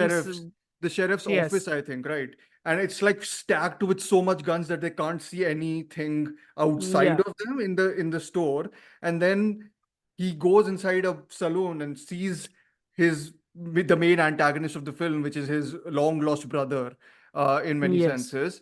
And as soon as he sees him, he does the sort of Mexican standoff or whatever, not the standoff, sorry, the shoot 'em up stance, No, which it's you a need to shooting do. contest. Yeah. Shooting Yeah. contest, and both of them like acquire the stance of like shooting each other, but Hmm. neither of the two have guns with them because they had to Yes. keep it at the sheriff's office. So like, and that's like a Yes. great way of sort of introducing how the archetypes are and how sort of all that is. So I really love the intro section of the whole Hmm. film itself. Yeah. Also, the sheriff, for people who have been paying attention, who pay attention while watching this movie, the sheriff is Wyatt Earp. Yes. He's the yep. Yes. Mhm. A very famous character of American history, upon whom many movies have been based on. The There's a most lot famous of ones are, yeah, historicity actually in the film because General yeah, Custer this is is very much also based in history. This is very much based in yeah, history. It's like General historical Custer fiction is also in a mentioned a way. lot of times. Yeah. So yeah, yeah. Hmm. General Custer is the person who got handed his ass Hmm. essentially by the Native Americans in one of the Yes, big American battle of Civil War. yeah, Hmm. in one of the main battles. So yeah. For someone who's Anyways, yeah. not watched the film, the plot keeps reminding me of the monk and the gun. Oh, you've seen In that? the way, yeah, in the way it uses the megaphone while also challenging and questioning a lot of the ideals that America is all about, that it keeps boasting itself about. So could have Material. been a potential inspiration. I think. Might have been, yeah. Might have Yeah. been. Yeah, of course, of Yeah. course. Amartya, you saying Like more? Sorry. Yeah. no, but it's like the General Custer thing is also because the Great Battle of Sioux is happening Yeah. concurrently, right? Yeah. That Yeah. is happening And concurrently. like Stagecoach, the whole Indians, the quote unquote savage Indians are again lurking in the background, looking, Lurking in the always a background danger. say lurking in the They come background in say the they come to foreground. the foreground, which is like terrifying how they Yeah. come into the Yeah. foreground. Yeah. And by the way, terrifying, I mean in terms of how the danger they Yes. pose, not that they are Yes. terrifying. Yeah. I mean, Just I I'm think, stating a I think, fact here. I think giving Rock Hudson the main thing is a mistake. But I mean, of course, there was probably Yes. a necessity of the time that this, not necessity actually, that's a Not wrong word. necessity, that was Their the propensity. Sensibility unwillingness of to the sort time. of the studio's probably also unwillingness to look beyond. It was the Uh, propensity of the times, yes. yep. Anyways, It's but the also like Hmm. shorter, 4-5 minutes shorter than Stagecoach, right? Yep. 92. Yeah. Hmm. Very short Mm. western. Like Yeah. like if you think about where the gun goes, actually, it's like handing basically the talisman of the Western genre from one archetype to the other archetype to the other archetype. Yeah. It's giving the talisman from the outlaw, from one outlaw to another outlaw, from another outlaw to the Native Yeah. American, from a Native American to another outlaw. Yeah. The Yeah. biggest And gun I was like the biggest gun in town is the one with the most money, or like the generally. That's the whole. yes, Even though they don't want to sell the gun, none of them want to give away the gun, which I can't again not think that was not a metaphor for masculinity in general or whatever you want to call it. Hmm. Is and it's is not even yeah. like it's the harbinger of violence only, right? It's like Mm, it's also the main focus driving this hyperlink narrative, because that's what yeah. it is. This is also a hyperlink narrative. Hyperlink, yeah, absolutely. It I is mean, connecting so many different you keep characters. on cutting back sometimes to James Stewart and his partner who are Hmm. following them, but like the film spends ample amounts of time on the quote unquote supporting characters. Like Hmm. they get their individual scenes which are like extended into like almost like vignettes of like different Mm. sorts, and then you Hmm. get the character going to these places and exploring these wide variety of characters and Again, everything. So yeah. why am very also very much inclined to call it a revisionist western, Mhm. because all of these characters, even within the span of 90 minutes, are given spaces to breathe. Mhm. The movie is exploring like crevices within the plot, which the classical Yeah. westerns never would do. There's that Right. really interesting sequence with Stuart and his partner, where the partner does to question him. What Yes, after? exactly. What after you What complete after your that? goal? What after What that? Yes. after the revenge? What after you get back the gun? What will what will you gain Yes. from it? It's So yeah. effectively questioning the personal honor bit. Like, it's well Mhm. and good, the personal honor, but after that, what? Because Yeah. in classical western, that would entail you getting a happily ever after. But Yeah. actually, you don't know no, what is going to happen. What if you Yeah. actually die? And I actually think Stuart himself is um not a big presence, if that makes sense. He's not someone who has an aura which at least doesn't overpower me. I was like, and the way the I film think is that's shot why you also cast doesn't. Stuart also, right? I think Uh, that's why you cast Stuart also. and He's the not way going to man overpower you. and the way man shoots him and shoots everything, Yes. actually, I think it's very methodical. Like, generally his filmmaking is, compared to what I Hmm. would in a sort of operatic western, even by like John Ford. He's full on going for the sweep No, of no, he's very focused on faces, right? He's very yep, focused on faces. He's very yep, focused on mountains. It's very methodical. It's very practical. It's very yep, pragmatic. Also, the choices in which the yep. locations in which he chooses to shoot. Mm. Like I was surprised that in the final sequence, when the entire perspective is from Dan Duria's psychopathic, Hmm. psychopath, basically Yes, psychopathic yes, robber, yeah, basically yep, the entire movie shot inside the house. hmm, Like yep, the attack is going on outside, we are yeah, hearing, but the yeah, entire yep, movie shot inside the house. That's a yep, deliberate choice. hmm, You yep, don't take that choice otherwise. yeah, So again, it's fascinating to me what he's doing. But yeah, again, what the most interesting thing is the fact that the gun is the quote unquote hero, nobody else. Like yeah, yeah. that's it. I mean, the The last gun shot is of the film is also on the gun, not on James Stewart, which is like an mm, interesting, choice to center it around. I mm, mean, there's a lot of articles on how the American Western sort of also delved into America's consumerism in sort of yes. 1950s, and sort of how, Mm, and this sort of very much leans into that full on, considering how much the material is the main focus in many senses. So and yeah, it's also that the gun, I think because it is not focusing on one singular protagonist, it is also allowing itself to be immersed into the world more, yeah, because the immersion is nearly perfect. yep, Like I was never for a second disengaged by what the yeah, world is showing me, because the world is already inside real life history. hmm, Like I don't need any more context about the Sioux Falls massacre. It is the movie is already telling me enough. I don't yeah, need to know. yeah, yeah. It's like the mistake many filmmakers make is they want to give context, but they don't know how much to give. I think man Oh, knows they'll have like a exactly which person one to talking give. about it throughout. Yes, yes. The camera will focus on him for about 5 minutes as he's expository, like he's doing the Yes, yes, yes, exposition yes. of everything. Yeah, yeah, yeah. So Here no, though, none of that is necessary. None of that is necessary also. It's which like is why I'm great. comparing it to a Bresson film, which is very weird Yes. to me, because I'm like, Understandable only. Yeah. yeah, because it's so like, to the point, to the point, to the point, and it's just like impressive Again, stuff. I don't think Largent could be called as like inspired by this. I don't No, think no, that is no. the It case at won't. all. It probably won't be. But like, there is a connection in terms of just the material, focus of it, and just people being Yes, yes. defined by the material rather than people defining the material, if People that makes sense. defining what the material Huh. should be used for, people Yeah. being Yeah. defined by what the material is, Yeah. which Yeah. is So I think. fascinating because that material itself is the entire circle point of the whole genre itself, right? Yeah. Yeah. Guns, Guns. Yeah. masculinity, Yeah. I mean, cactus, masculinity, there's that whole. mountains, Oh yeah, the masculinity. mountain. There's a lot of peanut-shaped mountains in this. Yes. But no, I was thinking about.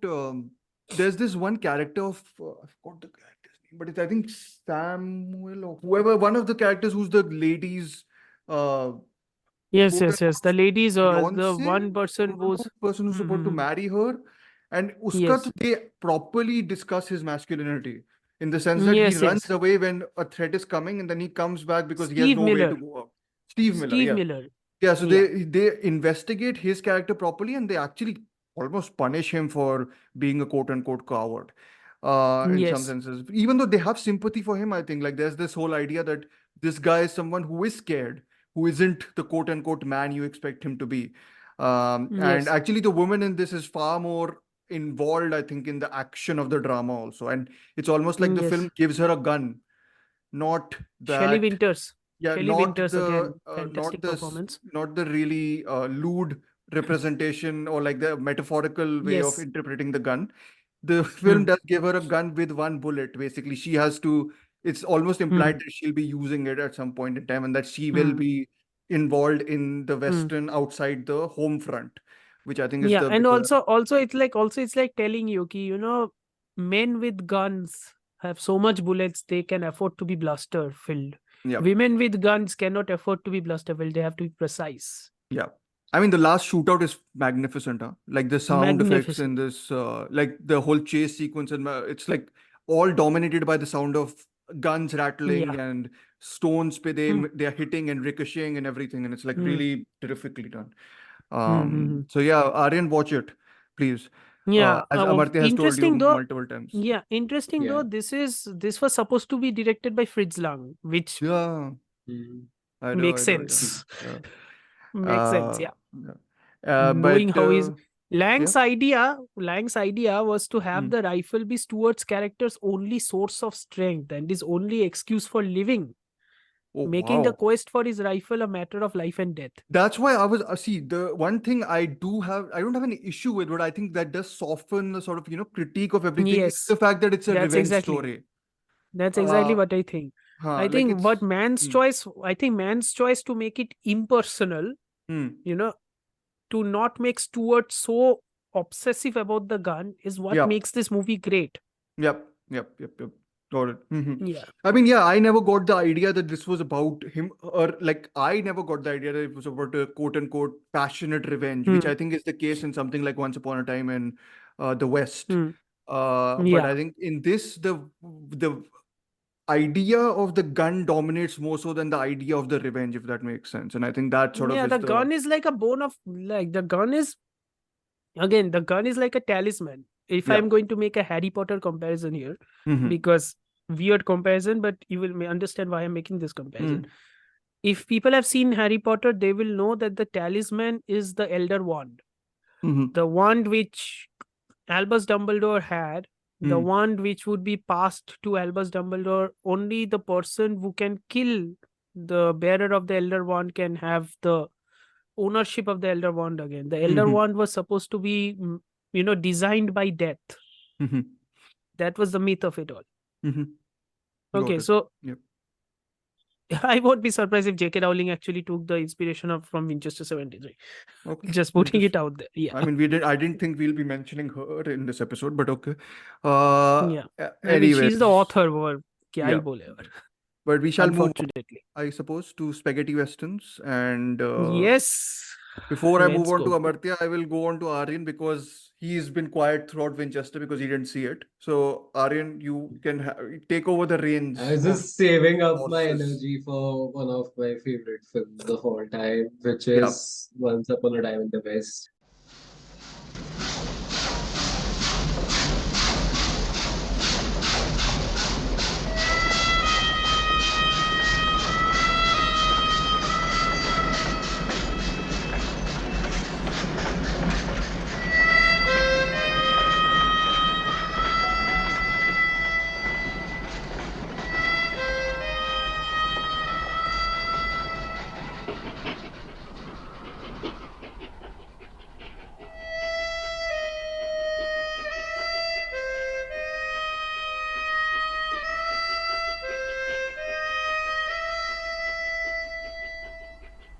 A Sergio Leone film that I did not watch when I was quite young, when I was Hmm. just discovering cinema and the Western genre Hmm. for what it is. And I watched Once Upon a Time in the West, I think, when I was in the first year of my college or Hmm. in high school, I think. And I loved it. Hmm. And I rewatched it during the lockdown. I You watched it downloaded Abhi some also, no? yeah, I rewatched it for the third time just Hmm. recently, and I downloaded a very, very pristinely maintained, restored print of the movie, Yeah. and I watched it with my dad, and he was like, I don't remember parts of this except that Hmm. some of the scenes are like directly, you can see that they were uh, they were directly placed into Sholay, and even one Okay. of the I soundtrack, I could think. see that also. This is the Yeah, second introduction, especially. I was like, of Yes, yes, exactly. French. yes. Yeah. Yes. Exactly. Yes, Yeah. yes, yes. And even some of the transitions. Oh my God, that We'll one talk transition. about. Yeah, I can see which that's the probably, I was like, this is definitely like memorialized in cinema history automatically. It's such a amazing transition. But anyways, yeah. and it's fascinating because we have talked about how the writers in the film. Oh, we And Dario definitely need to Argento, talk Bernardo about the writers. Bertolucci, yeah. And Yeah. this was Sergio before Leone, Argento. Yeah, Argento. this was before this was before Argento made a film, right? I This was a think year or 2 years so. Yeah, Yeah. yeah, before he yeah. directed Like his first film. Argento's, the recent documentary I watched about Dario Argento Mm-hmm. also, he mentioned this. He Mm-hmm. was writing Once Upon a Time in the West because his idea of a strong woman came from his mother. So that was the construction he had. Sure. Got it. Yeah. And was he still a film critic while I think Argento was so. a film critic. yeah. Argento was a Yeah. film critic. Wow. And Argento that's, wasn't I exactly a was looking quote-unquote into film this. critic. He was a theater critic. That's Okay. what he was. He Okay, was a okay. theater Okay, critic. okay. Yeah. But he was a Yeah. critic basically. Okay. Yeah, basically. And this, I was just reading about West last night, and I just found it very interesting that it's kind of sad that although spaghetti westerns are very beloved and a lot of people who have watched them love them, but it's really sad in a way that it's not as highly talked about as the French New Wave when we talk about the evolution of cinema itself. Because if you look at the genesis of it, it's basically the same thing, right? Borrowing from the West. Basically, Okay, first, yeah, I first of understand all, what it you is mean. it is very fascist countries opening up to Western content, and then people watching these some of the greatest American films that had come out during and before the war, and then watching it in a limited time space and instantly getting very inspired by them and making something out of that, and then continuing this movement, right? And injecting a new sense of film grammar into a genre that is not your own, but you're also homaging to a genre that you just recently were conditioned with. And it's really Homaging and fascinating. making it their own sort of. Yeah, you're right. And French New Wave and it's also, it says a lot about the kind of space it was emerging from, where it is Because basically the genesis basically came from critiques, right? People who were writing and passionately were into pop culture of that time. Amartya, what is this dark mode you're in? what dark mode? Oh, that's also because you know it's the afternoon going towards the evening at this point. So Okay, that's that's the transition you are aiming for. I'm Okay. not sure if that will be memorialized like the transition here, but okay. yes. Yeah. And you know what I love about the approach that Leone brings to the film is that it is anything but what Leone was anything that made Leone a household name, which was that dynamic energy, the grandiose overture that the film opened with. This film is not kinetic at all, I right? mean, It is it is basically somewhat kinetic, but yeah, I understand what you mean. It is also very I still. mean, very, very still, and like there's like only 2 lines of dialogue in the first opening 11 to 12 minutes, and I think the opening sequence, again, it remains one of the best opening sequences in cinema history, because it also builds up. It's not just great, objectively speaking, in terms of if we were to separate it from the rest of the movie, but it also makes you it teaches you how to watch the rest of the film, not just in terms of the pace, but also it consistently builds upon that, because the entire film, in a way, is about a single setup and multiple payoffs in the very next scene, right? We can talk about the entire train sequence, the second act, the third act, the second act leading into the third act, and how it leads to multiple payoffs. And I mean, because I think that helps the film, because it's precisely because the dialogue is so much in sparse that you let your perception and you let your subjective sense fill in the gaps, right? Out of the wide vistas and the landscapes and the stark short compositions that you're seeing on screen. Yeah. So it's a great film. A lot has been said already, and the kind of longing to a place that I think is it makes the ethos of the Western genre itself that I think is most prevalent over here, although it has loomed over a lot of films that we talked about earlier, a lot of the John Ford films as well. I don't think it is as prevalent and as imposing as it is in this film. And I have a lot more to say even about Stagecoach, right? You uh, said. Yeah, I have a Hmm. lot more to say even about the lead of this film. Yep. But yeah, you guys go on. We can like go on Yep. about that Go ahead, later. Amartya. So this is part of a genre called the spaghetti genre, right? Mm-hmm. It's Yeah. a subgenre of Western movies that became more famous after Leone's work, but it had Hmm. already been a part of the Yep. Italian movie making lexicon anyway.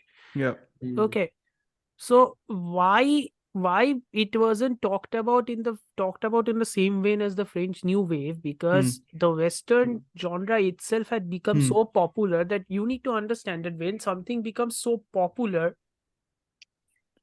always criticism will come anyway, right? Yeah. That's what always happens. And the westerns had become so popular that foreign critics used to criticize them, or even Hmm. demythologize them to a certain degree, especially people who love these classical westerns. Mm-hmm. Hmm. They were like, these people don't understand only what we are talking about. What is this I violent mean, western? apparently Yeah, the yeah, American reception yeah. for all the Leone films at the time of their release was quite hostile. So, Yes, yeah. But because yes, also they were like cut off, chopped off in terms No, of no, the no. They were runtime yes. because and he's not committing to what the American genre should be and all that, which is hmm. like a very limiting. Like they thought that the genre is this, and then whatever Yeah. he's doing Yeah, is too whatever. they thought the genre is, to quote the great, and Hmm. again, great is also in quotes, to quote the great John Wayne, un-American. Hmm. It isn't. Shut up. So n- that had always been the case. But with Hmm. spaghetti westerns, what we also will realize is that this most of the spaghetti westerns always takes the central plot, which is one is the outlaw story. Mm-hmm. That's the plot which they're taking. And Hmm. of course, the one of the main plots which they always take is the Union Pacific story, which Sure. once upon a Hmm. time in the West is Mm-hmm. honing so much of its attention towards. Yeah. But if we are going to talk about Leone here, Mm-hmm. I don't know what he was thinking about while making this movie, but this Hmm. movie, I think Leone tried to slow himself down somewhat, because Hmm. Good, the Bad, and the Ugly, Fistful of Dollars, for a few dollars more, were so dynamic, so visceral all the time. Hmm. Yeah. I think once upon a time in the West, like you had told me that the movie is mythologizing the Westerns in a way. It's like almost like reverentially looking at the Western Relative to genre. the other two I watched, yes. Yes. Yeah. I think no, I actually agree with you in that he's paying homage to the actual Western. Yes. Mm-hmm. Hmm. In that he's respecting the archetypes which had come before, Yeah. but Yeah. almost immediately breaking them down. Yes, I understand what you mean. Yeah. Yeah. Almost immediately he's Mm-hmm. breaking them down. Mm-hmm. And of course, the key element here which makes Once Upon a Time in the West so good Mm-hmm. is the main character is a female. Mm-hmm. The protagonist is a female, Mm. which Claudia is Cardinal, right? Who plays Jill called Claudia McKay. Cardinale, who Cardinale, is, okay. Mm. yeah, Claudia Cardinale. Okay. She's so good in this movie, in Mm. even being mostly silent, Yeah. being, and not because Leone is not giving her dialogues because she's a woman. I don't think that is the case at all. No, I there's a think lot that of is people who more are because silent in this movie. Like the there are a silence lot is, of people who are yeah, silent. yeah, Silence is the vernacular in this movie. yeah, yeah, Hmm. And dialogues aren't used unless absolutely necessary. Silence yeah, is the vernacular here. yeah. Hmm. It's just to show the inner strength of the Mm. character. Yeah. You know? And very like I think there's one or two times when she does speak, it is very, like not one or two, she speaks more than that, but like the one time she does speak a lot is when she has a conversation with Jason Robards Cheyenne, right? At the Yeah. Ryan, yeah. Cheyenne at her Mm. house only, I think, and where she's like, "What else will you guys do?" Like it's the When whole Mm-hmm. she's idea that serving them the bucket full of coffee. water. I think she's serving him, and she's like, "What Yeah. will your guys do? What can they do essentially to What me? worse can they do? What worse can they I'll do? Yeah. just Like stand, what's I'll yeah just spring back up. Yeah. One So I more think, shitty memory or something like Yeah. yeah. that. And it's a So great the way of mythologies, yeah. yeah, So yeah. the mythologizing of westerns here, which you are talking about, you will understand that Mm-hmm. the reference is more towards the revisionist westerns anyway, because Mm, it is referencing High Noon. It is referencing High Noon. It is mm, referencing the Searchers. mm, You know, Right. because those are the movies that Bertolucci, Argento, and Leone yeah. watched over and Mm, over and over and over mm, to figure out how to make a movie like this. mm, So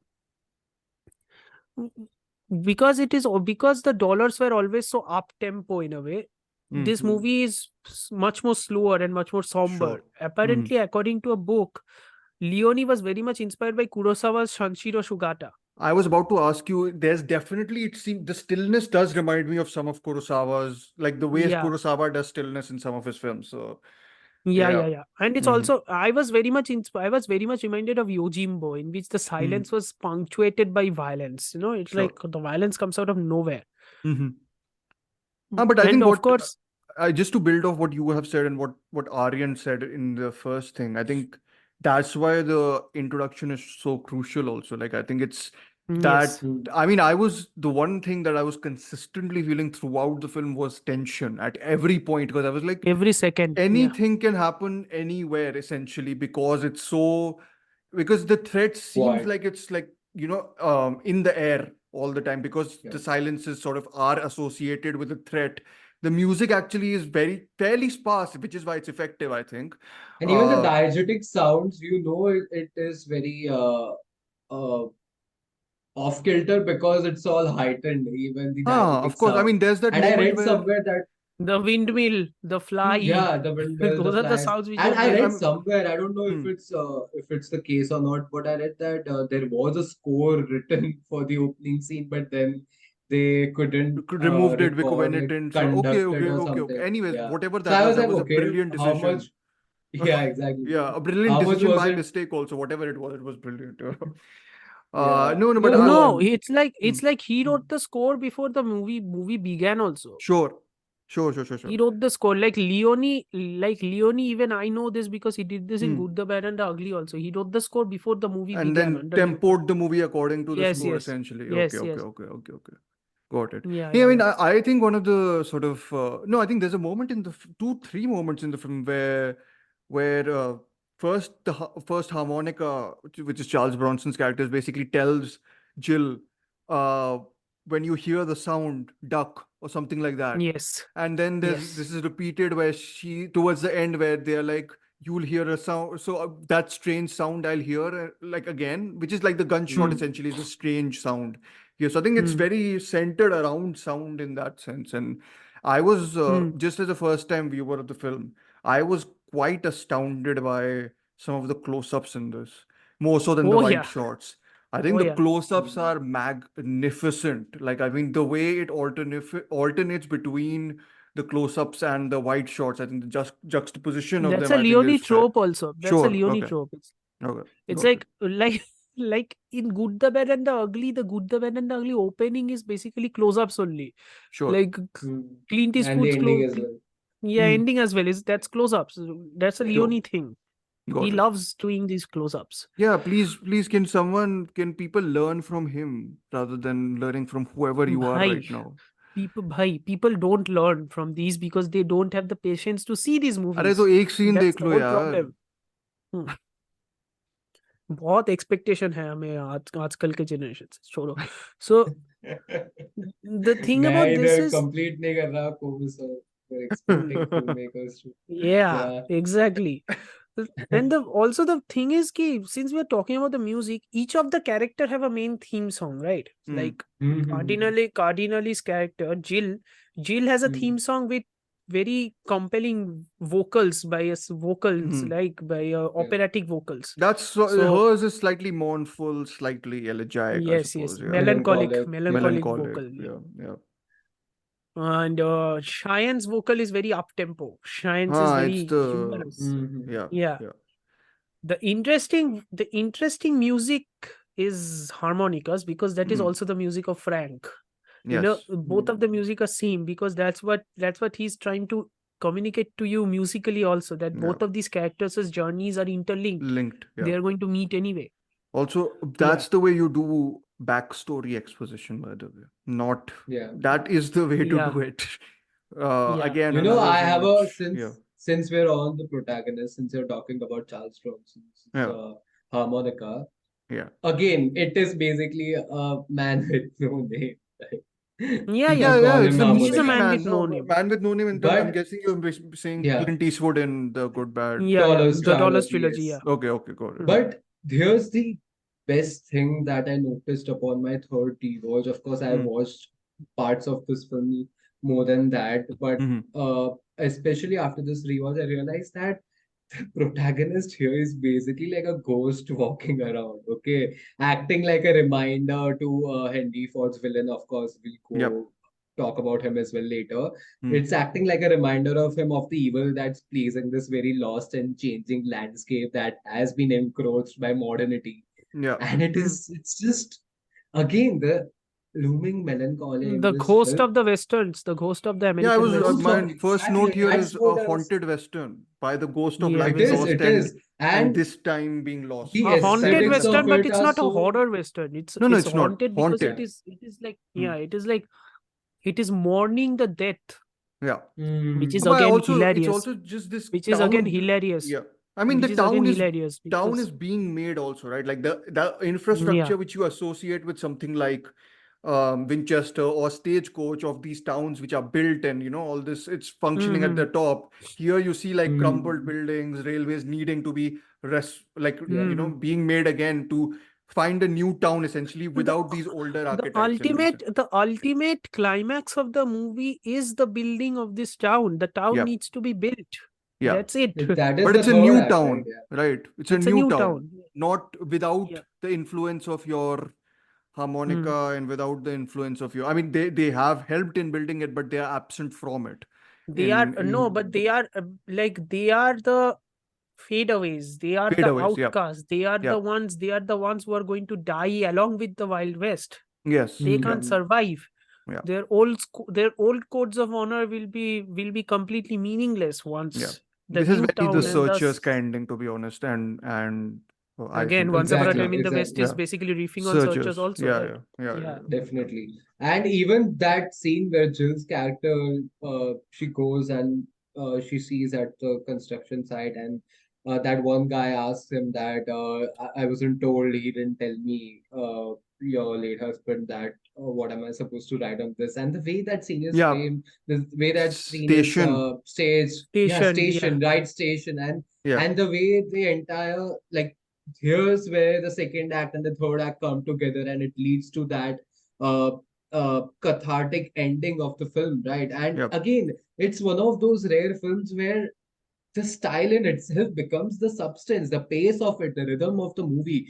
It's Hey, there like is substance in it also. ऐसा नहीं है कि There नहीं is है. lots of substance in it, but it's there like is it's a like lot it's of not substance, substance but which are being thrown at your face. It's not Mm-hmm. substance but which is it's spelled out to you. It's Hmm. not spelled out to you, which is exactly hilarious. because the it's not spelled out or it appears so because the plot consistently remains secondary to the Hmm. to just being lost in the atmosphere of the film. Like Yeah, I every think. scene, every shot, basically, especially towards the end, it every shot looks like an abstract painting. Hmm. I was about to ask actually, is this a feature of, Leone. spaghetti? No, no, like spaghetti, like just Westerns in general, where, you suppose you began in Stagecoach and you had a defined trail to follow, right? In Winchester, Mm. it's slightly more freer, if that's the way, because you don't know where the gun is going to be passed. There's no like Mm. defined trail. And here, as Aryan is saying, it's a far more, it feels like it's slightly roaming around. I know there's the whole angle of that, but Here's how I will yeah, say it. It's like sure. classical westerns, 1930 to 1950, Yeah, classical westerns. yeah, Golden era, 1950s to 1960s. yeah, Golden Mm. era mein you are exploring the genre through all of its permutations, through all sure. of its combinations. Mm-hmm. That's why it's Mm. open. Open. Hmm. Amidst it all, this motherfucking genius अरे इतना crafts अच्छा a कर रहे थे quota. Sir बिना गाली दिए ठीक है In a good way. Hold on. Yeah. This is a compliment. This अच्छा अरे I genius know but crafts फिर a भी coda. Crafts yeah. a coda to a So, genre which will not reach its coda until 3 decades later, made by Hmm. his protege. Yes. Yeah. mm.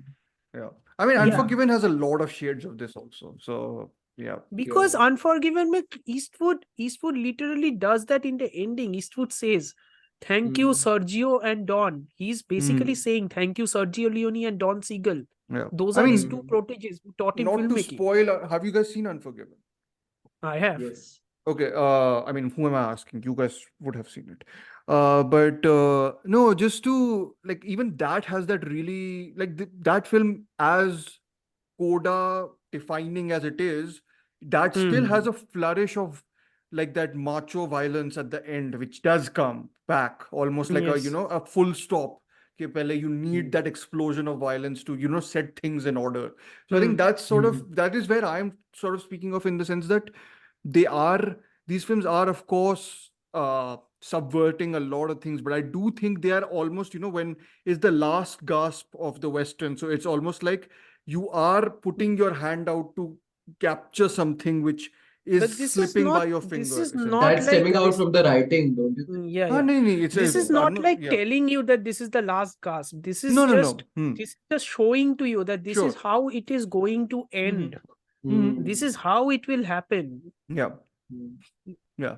No, The I rail understand. line, the Hmm. telegraph pole and the rail line itself are the markers. This is how it is going to end. You best Hmm. get ready for it. And Yeah. again, the one character who's a supporting character throughout the runtime of this film, Hmm. that best embodies what this feeling of being lost would feel like, is the character where I keep forgetting his name, but you Morton. see him look at that painting in the train, right? And Morton, it's Yes, the railroad Morton, baron. right? That's an Italian the actor who's Exactly. apparent. in And who's in your that's the character. Antonioni films. Okay, Gabriel okay, right, Ferzetti. right, right, Yeah, right. yeah, yeah, yeah. Yeah. And Exactly. that's the character the film uses to solidify and almost like reinforce this feeling of being lost. Okay, Hmm. that he is literally a cripple, right? And he's Hmm. that scene. It is so poignant Can when you he's tell just me? looking Can you at the clarify? painting. He's the one who shoots Shan or what? Who shoots Shan?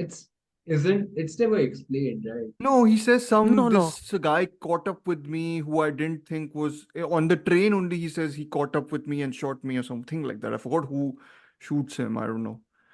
Maybe it's the person who this guy paid off. And what's the attack at the end? Who orchestrates that I attack? don't think we see that. Yeah, We just see him yeah. in Okay. I the just ending remembered. near Yeah, I the just lake. remembered. Morton shoots him. Morton shoots him in the gut. That is Morton. why he still remains alive until the end, because the gut shot Yeah. Sure. is very Okay. slow Okay, to okay. kill. Okay. Yeah. So Got it. Morton And shoots even him. the way the last scene we get of him, he's again in a water pond. Okay, he's Yep. literally thriving for it. He just wants some water, and he dies in that pond.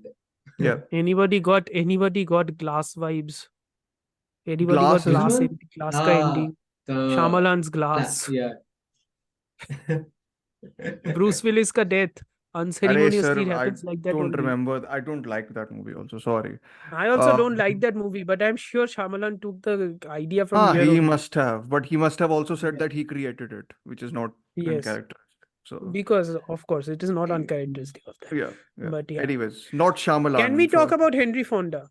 yes, Uh, because we need to talk about Henry Fonda. who for me was the Uh, president up till 2 weeks back in Failsafe. So this was yes, like a you wow. and a Yeah. lot of Americans, before they saw Once Upon a Time in the West, and they were shocked out of their Yeah. goddamn minds Wow. Yeah. He because looks, he look. I mean, I know I'm not. It's probably not correct for me to say this, but Amjad Khan, right, looks a lot like Henry Ah, Fonda in the flashback, Mhm. especially. So, yeah, he does, I he mean, does, he it's does, clearly an yeah, inspiration. of course. Yeah, Yeah.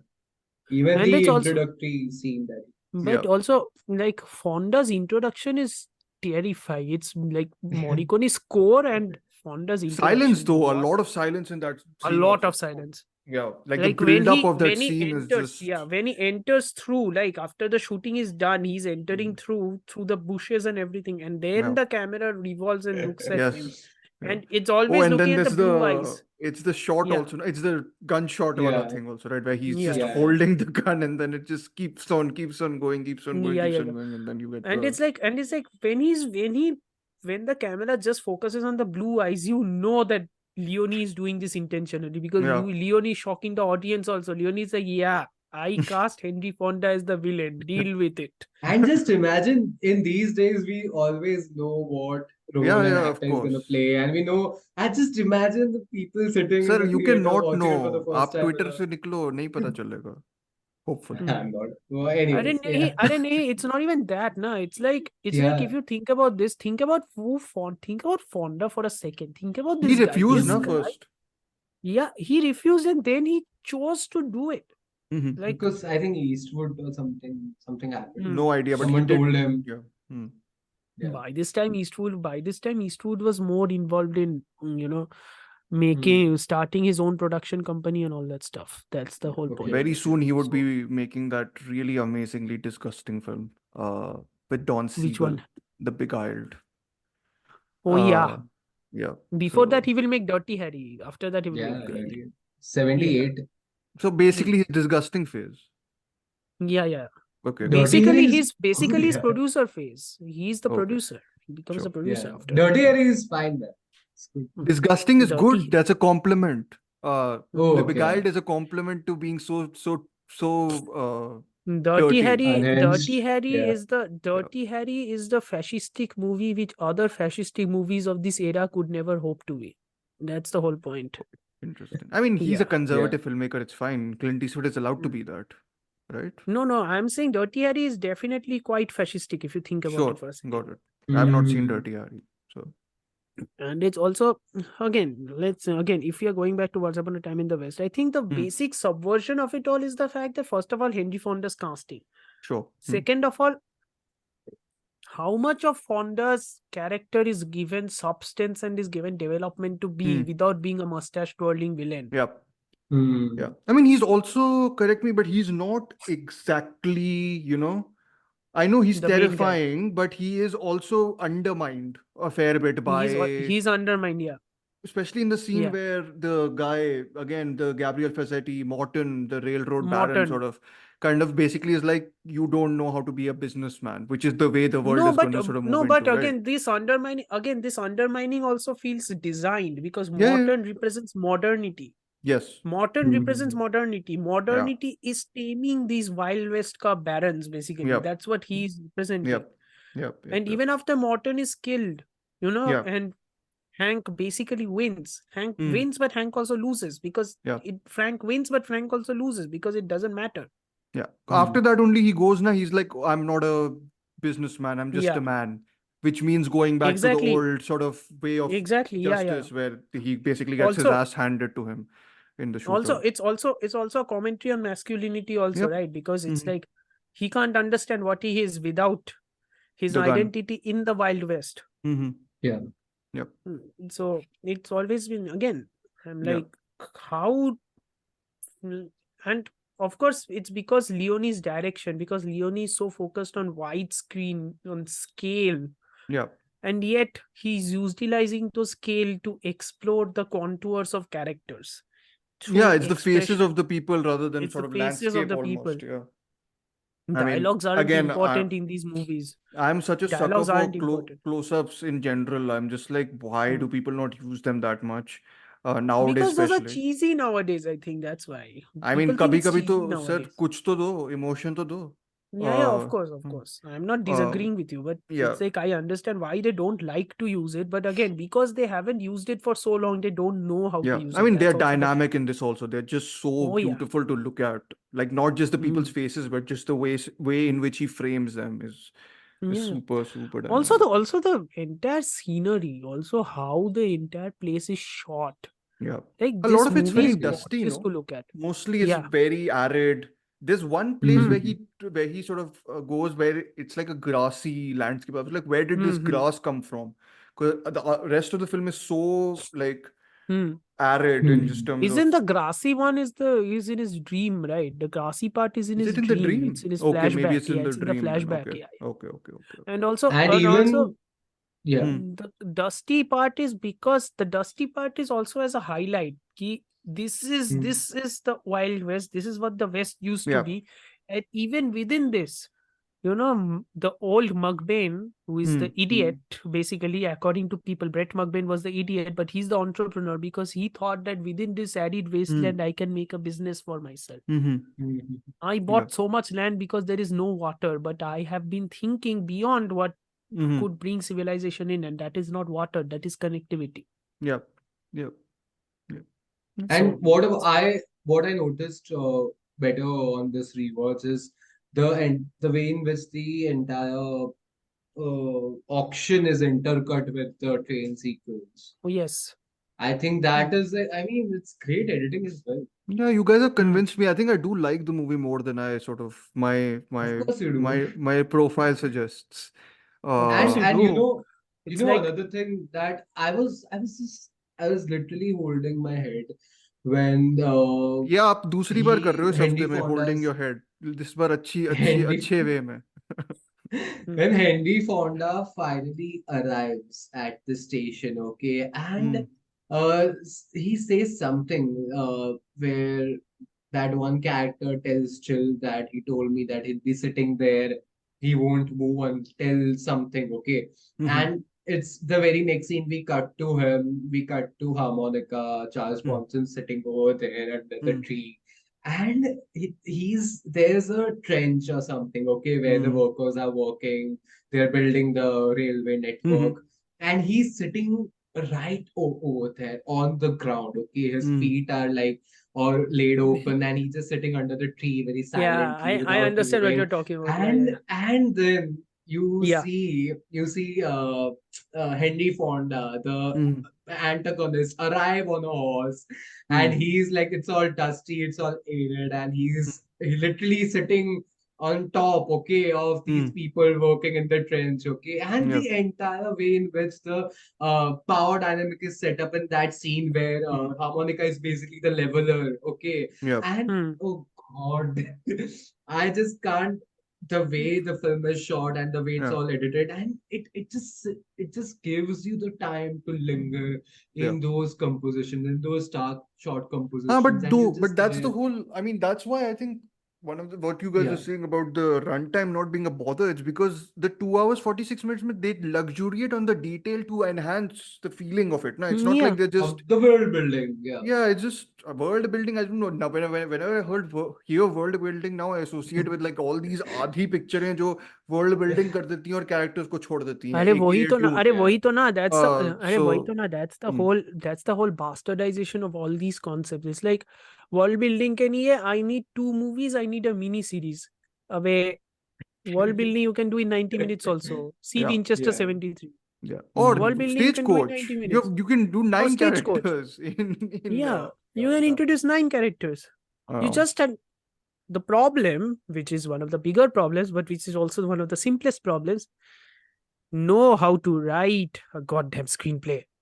this is written Seriously. by a lot of people, huh? And by the way, the Hmm. DOP is Tonino Delli Colli. I think a lot of Italian crew only, right? I think for editor is also I think Yeah, Italian, yeah, yeah. Nino Baragli. So yeah, and And this you was know why I also love this film better than at least I'm not a fan of Fistula Dollars, but even more than For a Few Dollars More. Good, the Bad, and that's the the Ugly. I better don't know one. how No, to. I've heard for a few dollars more. It's fine. More exciting, Sure. Yeah. some might say. Okay. Yeah. Yeah, it's really good. Hmm. But the reason why I think I like this even better, and sometimes I wonder that is it better than the good, the bad, and the ugly, and whatever. But Hmm. there's almost no use of ATR, right? Which was always very off-putting Yes, while yes, watching yes, For a yes. Few Dollars More, and even the good, Hmm. the bad, and the ugly. I think there Because is there's a no use lot for of ATR ADR there. because I think there's no use for ADR because Leone basically removed the use of it. Cast. There are no Oh, dialogues. okay. Half But of the there's time there also is no dialogues. mostly American No, but actors. वो तो Yeah. wait, for a few dollars more and all these are English, right? English language Mix both. mix. There's a No, lot but Sir, of the English. sir. Hmm. Hold on. Yeah. Now I'm going to invoke a movie which I don't like, but I'm going to invoke a Okay. movie because people are going to associate that movie with this.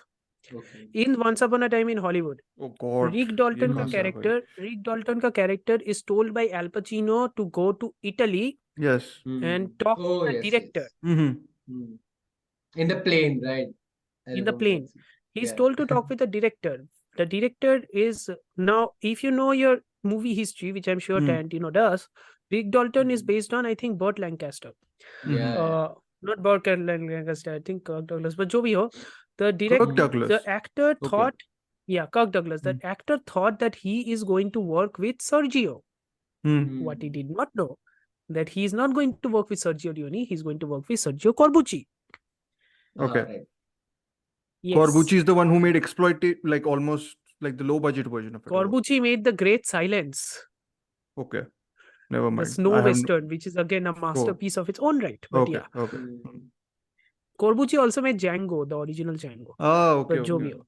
Hmm. Yeah, but what I'm bringing about here is those were all Italian productions, but American actors would be sent there because Hmm. they aren't getting Work here. roles.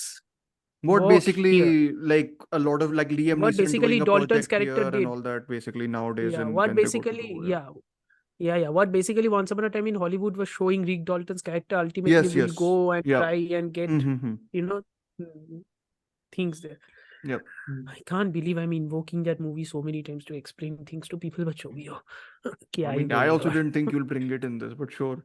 No, nahi, but it's I- easier because it's Mhm. funny. It's easier Mhm. because it's also funny because of how he's using Sergio Corbucci, and Dalton thought he's going to work with Sergio Leone. I'm like, oh, you poor summer child. Yeah, got it. Got it.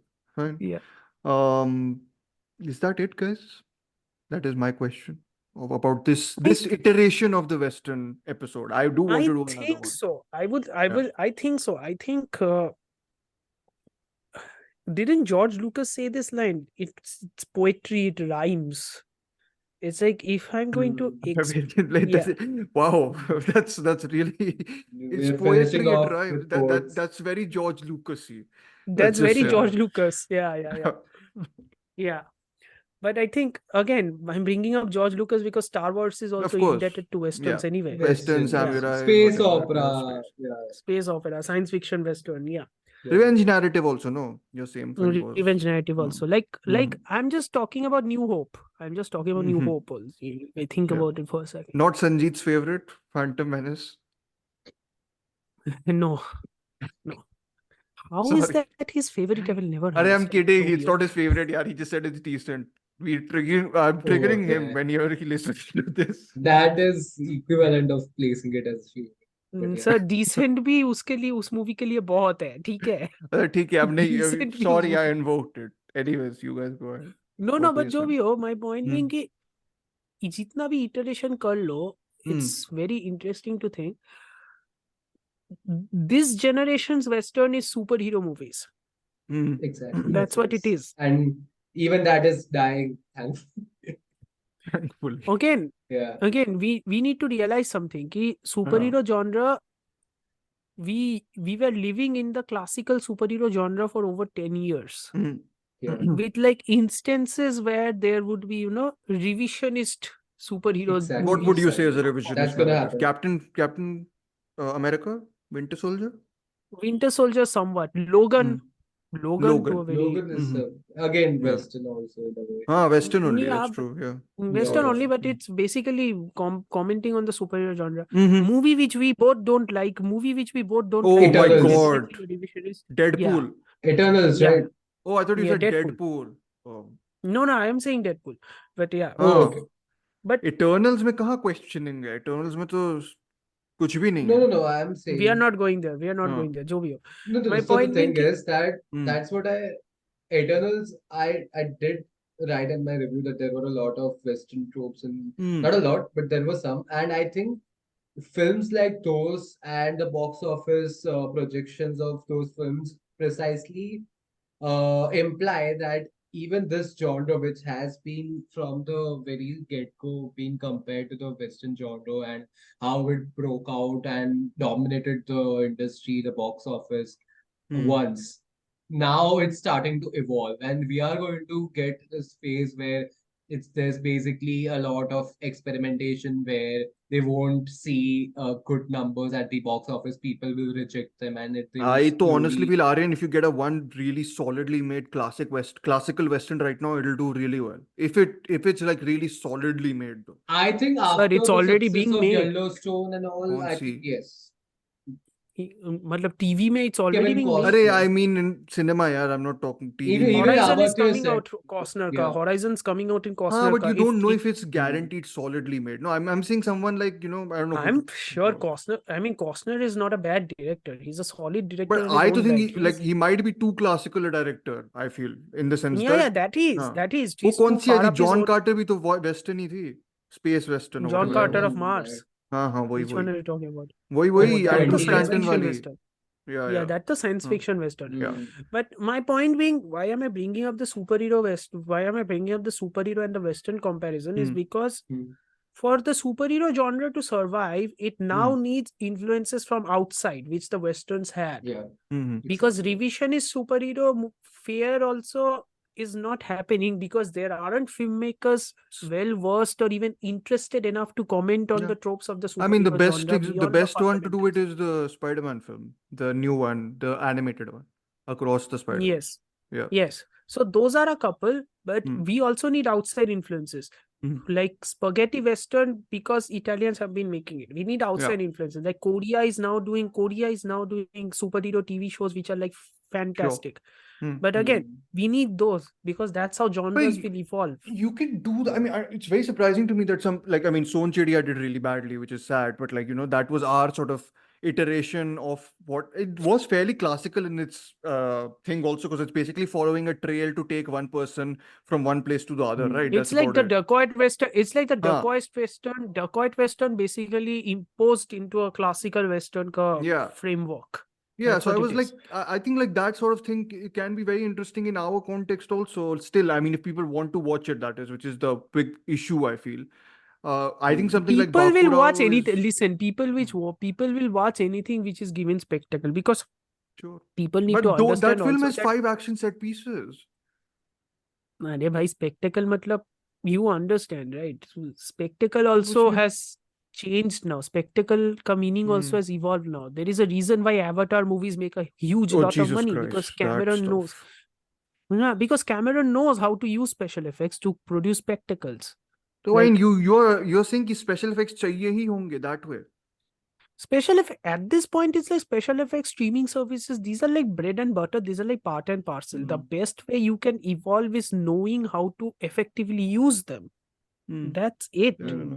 Like special effects, yeah. Like Disney has money. अभी 2 हफ्तों में ऐसा आएंगे हुआ ना तो क्या वापस. हुआ? अमर्त्य. क्या 2 हफ्तों में. Sandworms? Oh God. No, but the thing about that is that spectacle means a lot of things. You need an inspiration for people to go to the theater and get lost in a world. That's it. That's what will drive don't you think people to theaters. people are willing? I mean, I don't know. Maybe I am the one who's willing to get lost in a world like something like Bakurao. I thought was like a really sensational flip on what the Western is. Like it is a Western, but it's like a focus is completely flipped, and I think the way it sort of exploits that to communicate its world and the world it wants to sort of create is, I think, is fascinating. But I don't know. I'm glad that the Western is also kind of making a comeback, though auteurs like Martin Scorsese making a Western for 200 million or 100 million is not going to actually make any box office Western for them. कहाँ ही है वो?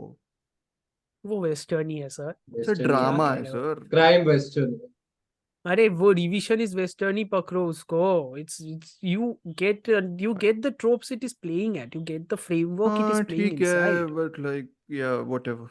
I'm just not sold on it, so I guess I'm being No, I know you are not sold on it. I'm not asking you to be sold on it. I'm just saying ki those are the things. But the genre is making a comeback. Sure. I think people should give it again. Would you I'm call just something saying like The Revenant also a Western? Yes. Yes. A snow Western? I would like to call it more of a northern than a Western, but jo bhi ho. Okay. And sure. there are many European Westerns also, European epics also. I was looking at some of... There's a spaghetti Western recently Nikolai Arcel who made yes, Macbeth. The Promised Land, right? He did The Promised Land. I really need to see that. Apparently, I've heard it's very good. epic. It's apparently epic. Yeah. Okay. Aryan takes out So phone and adds Promised Land to his watch list. I'm just filling in the blank. yes, Yeah. but no. Again, these are the things which need to happen. Learn Yeah. from the past, use Yeah. it in the present. There's a couple of films which I've not I probably need to rewatch it, but there's a film called Let the Corpses Tan, which is like a very stylish Yes, spaghetti yes, yes, western ka riff, I think, if yes, I'm yes, not yes, wrong. yes. And then there's That's a others very also. weird movie.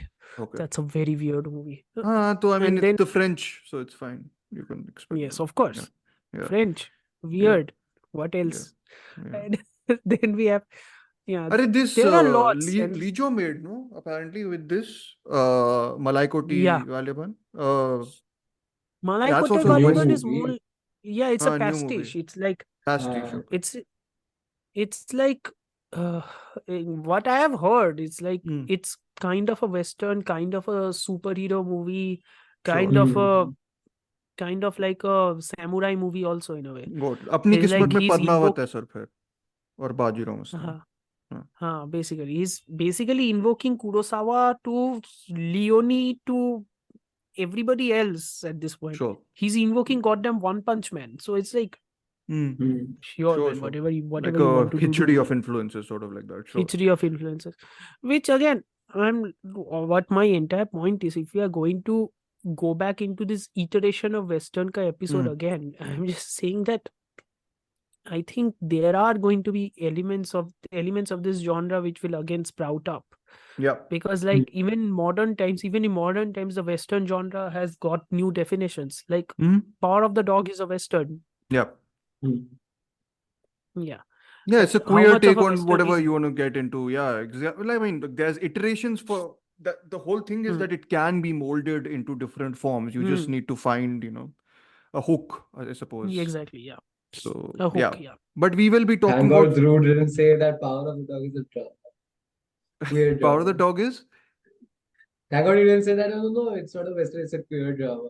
It is a queer western, no? Yeah, it is. But it's a It western is a as well. western. Yeah, it is a western. It is a Yeah, I western. agree. Of course it What- is. what do It's you got the think whole about- idea of Aryan is talking about is like what Aryan is talking about is focusing on those adjectives, which like people are very much Yeah. focused on adjectives nowadays instead of Exactly, yeah. getting to the actual point.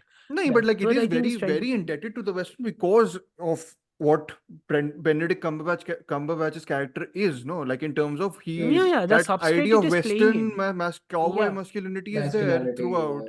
Hmm. And then there's the whole idea of medicine coming in through, science is coming, Hmm. Old West is dying, Yeah. that science trumping Yeah. over that. So like, yeah, no, it is, but it is also a queer film, which is Yeah. It whatever. is a Yeah, of western. course, of course. It is a Yeah. western. Don't Don't you kid guys think yourself about very much. some of these dacoit westerns that dominated Bollywood, like Khote Sikke, Bandit Queen and all were there and also, no? What else is there? those Yeah, were the yeah. 90s. That was Sure. but I think Shekhar I mean, Kapoor didn't Ishkia is start na. that. Ishkia is a western. That's what I was thinking when you were No, but mentioning again, films Ishkia is like more like a neo-western kind of a thingy. Neo-western. But I understand what Yeah. you're talking about. Yeah. So is Thar, na? Oh God. See, Thar के review में Thar only I is brought no up country for old, whatever. हाँ वो तो again Thar के trying to review be में only I brought postmodernist up the Once Upon a Time in Hollywood, Once Upon a Time in the West. फिर से? Hollywood क्यों कह रहा हूँ? Once Upon a Time in the West का perspective कि look at the female character written there and then look at what you are Yeah. doing. What is Yeah. in Thar? I forgot. अरे वो do we really need to talk about Karthik Thar? No, Raj Aryan Sri, brought it up. I didn't I bring don't it. know. Okay, Aryan brought it up. Yeah. No. And- I was asking about the dacoit westerns. Yeah, in the I mean, we 70s, had right? we had Yeah. Son Chidiya Khote though, right? I mean, Sikke, Khote if Son Sikke, Chidiya Soul did I'm well, talking Sholay. about Khote Sikke and Okay, all okay. those films. Okay. Yeah, Kala Sholay, Sona, फिर Kala. yeah, Kala Patthar? then Kala Sona, I Ganga, Kala Kalam Patthar. Vellam, all these Indian westerns. Yeah. Okay. I don't mind them. Or even They're like even a ripping Mahesh Babu, off. even Mahesh Babu was the western in 2002 called Takkari Donga, which was quite bad, by the way. Okay. I had seen the movie, that is quite bad. But Well, maybe Ram Gopal Verma should try his hand at Western. He's never tried that, right? I mean, to be fair, because first of all, shout out to Sanjeet. We did our RGV ka thingy. Yeah. And also, Division. like Indian Western, if we are going to talk about anything, Lal we have to talk about Kaptan. Jigar Thunder. Oh God, I hate that movie. No, I just And then there remembered is the names of title. But yes, Jigar Thunder Double X, right? Jigar Thunder Double X, Mm-hmm. which Yeah. Oh is yes, a you have to homage, a watch neo-western. two spaghetti westerns only. I Yeah, mean, No, it's it's a a lot of Pandya. things, no? It's a I Pandya thought, western. It's a okay. lot of things. So, okay. Yeah, would you call it's a Pandya Bahubali a western. Western or a mythological No, Western sort of? No? no, Fantasy. Fantasy. it's Okay. fantasy. Yeah, ठीक yeah. है. Okay. Western नहीं है sir. अरे पूछ रहा हूँ sir, मैं tag थोड़ी ना दे रहा हूँ, I'm asking. Western, I think Rajamouli is trying to make in What, the with new one Ramayan? which he's making. No, Rajamouli is not making Ramayana. Rajamouli is making that new movie with जो तो Mahesh बन Babu चुकी है, na. sorry. RRR तो वही थी, sort of. Yeah. Rajamouli is making that new movie with Mahesh Babu na. This big new Hollywood movie. अच्छा. Yeah, he's making it an Indiana Jones pastiche, but I think he's also trying to make it a Western.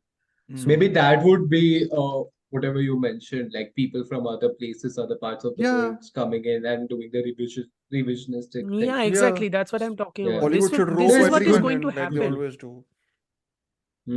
I think This is it's what a is great way of, I mean, we know that it will only work if a director like that comes in and commodifies a voice of a certain country or a culture. And it's a great way of हाँ और क्या doing at least it. Rajamouli को picture direct कर दी आती है right ही Yeah, can't yeah. Like they can't go to a There Bollywood won't be any close-ups then only. No, there will be as much. Hmm. He's नहीं good स्लो at मो both ज्यादा wide होगा बस shots and स्लो मो ज्यादा होगा बस right yeah.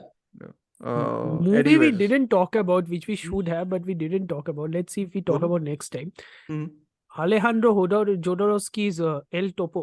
I have not seen that but I am sure that is nutty as hell so That is because that nutty. That is acid western of the highest Alejandro order. Jodorowsky पे episode बनता है which means कि सबको acid वो मैंने आज तक लिया नहीं है एलएसडी बट लेकर आना पड़ेगा उसकी पिक्चर के लिए because Yeah. he is El Topo is batshit insane. yeah he's That's like all I that can though tell you. yeah It's well, he is batshit like insane. that nothing Yeah. less is expected from him but Yes. maybe we will bring it a little bit in the next one because he's at 70s no El Topo also Yeah. so We had are kept talking a about limit till 70s, but also how are you going to separate it? That's also a question. Like we'll see decade to decade we can do, but we can do. Let's see. we'll see either we'll do 2 episodes or I think we can nip out in one but let's see Yeah. because we are going very broad with these things anyways thank you so much for holding this session after a year of me jostling Aryan. Uh, and finally, we can release this today, hopefully. And thank you. I learned a lot from you guys. I would love to watch more films, especially from Anthony Mann and actually all three of the directors we discussed today. Leonito definitely people should watch. I It's mean, like Ford also. I think the later Fords I'm very yeah, interested. Ford. So Was Clementine. I even found a lot of I've heard a lot about the man who yes. shot Liberty Valance. Yeah, Liberty Valance. Yes, yes, yeah. yes. David Lean. नहीं यही Ford. Ford, right. Yeah. Like Lawrence you can call a western, but I don't know how much of it is a western though. It's Sure. like it has a lot of things. It's Ooh, more epic really? than western, but yeah, Yeah. it is. It's no whatever movie we recorded, Dr. Zhivago. Oh God. Right. Yes. Anyways, thank you so much for listening to this episode. Thank you, Amartya and Aryan, very much. We will be planning our next episode, which will probably release next year on the Western part 2. Hopefully, it will release next year. I kid. I mean, if we are up for it, I can happily do it in like 3-4 months time, and we can nip out that also. But let's see how that goes. Hopefully, this episode does well. Hopefully, you learned a lot. Hopefully, you enjoyed our discussion. This was probably the least shade we've thrown in an episode of late. So I'm very glad that we did this episode.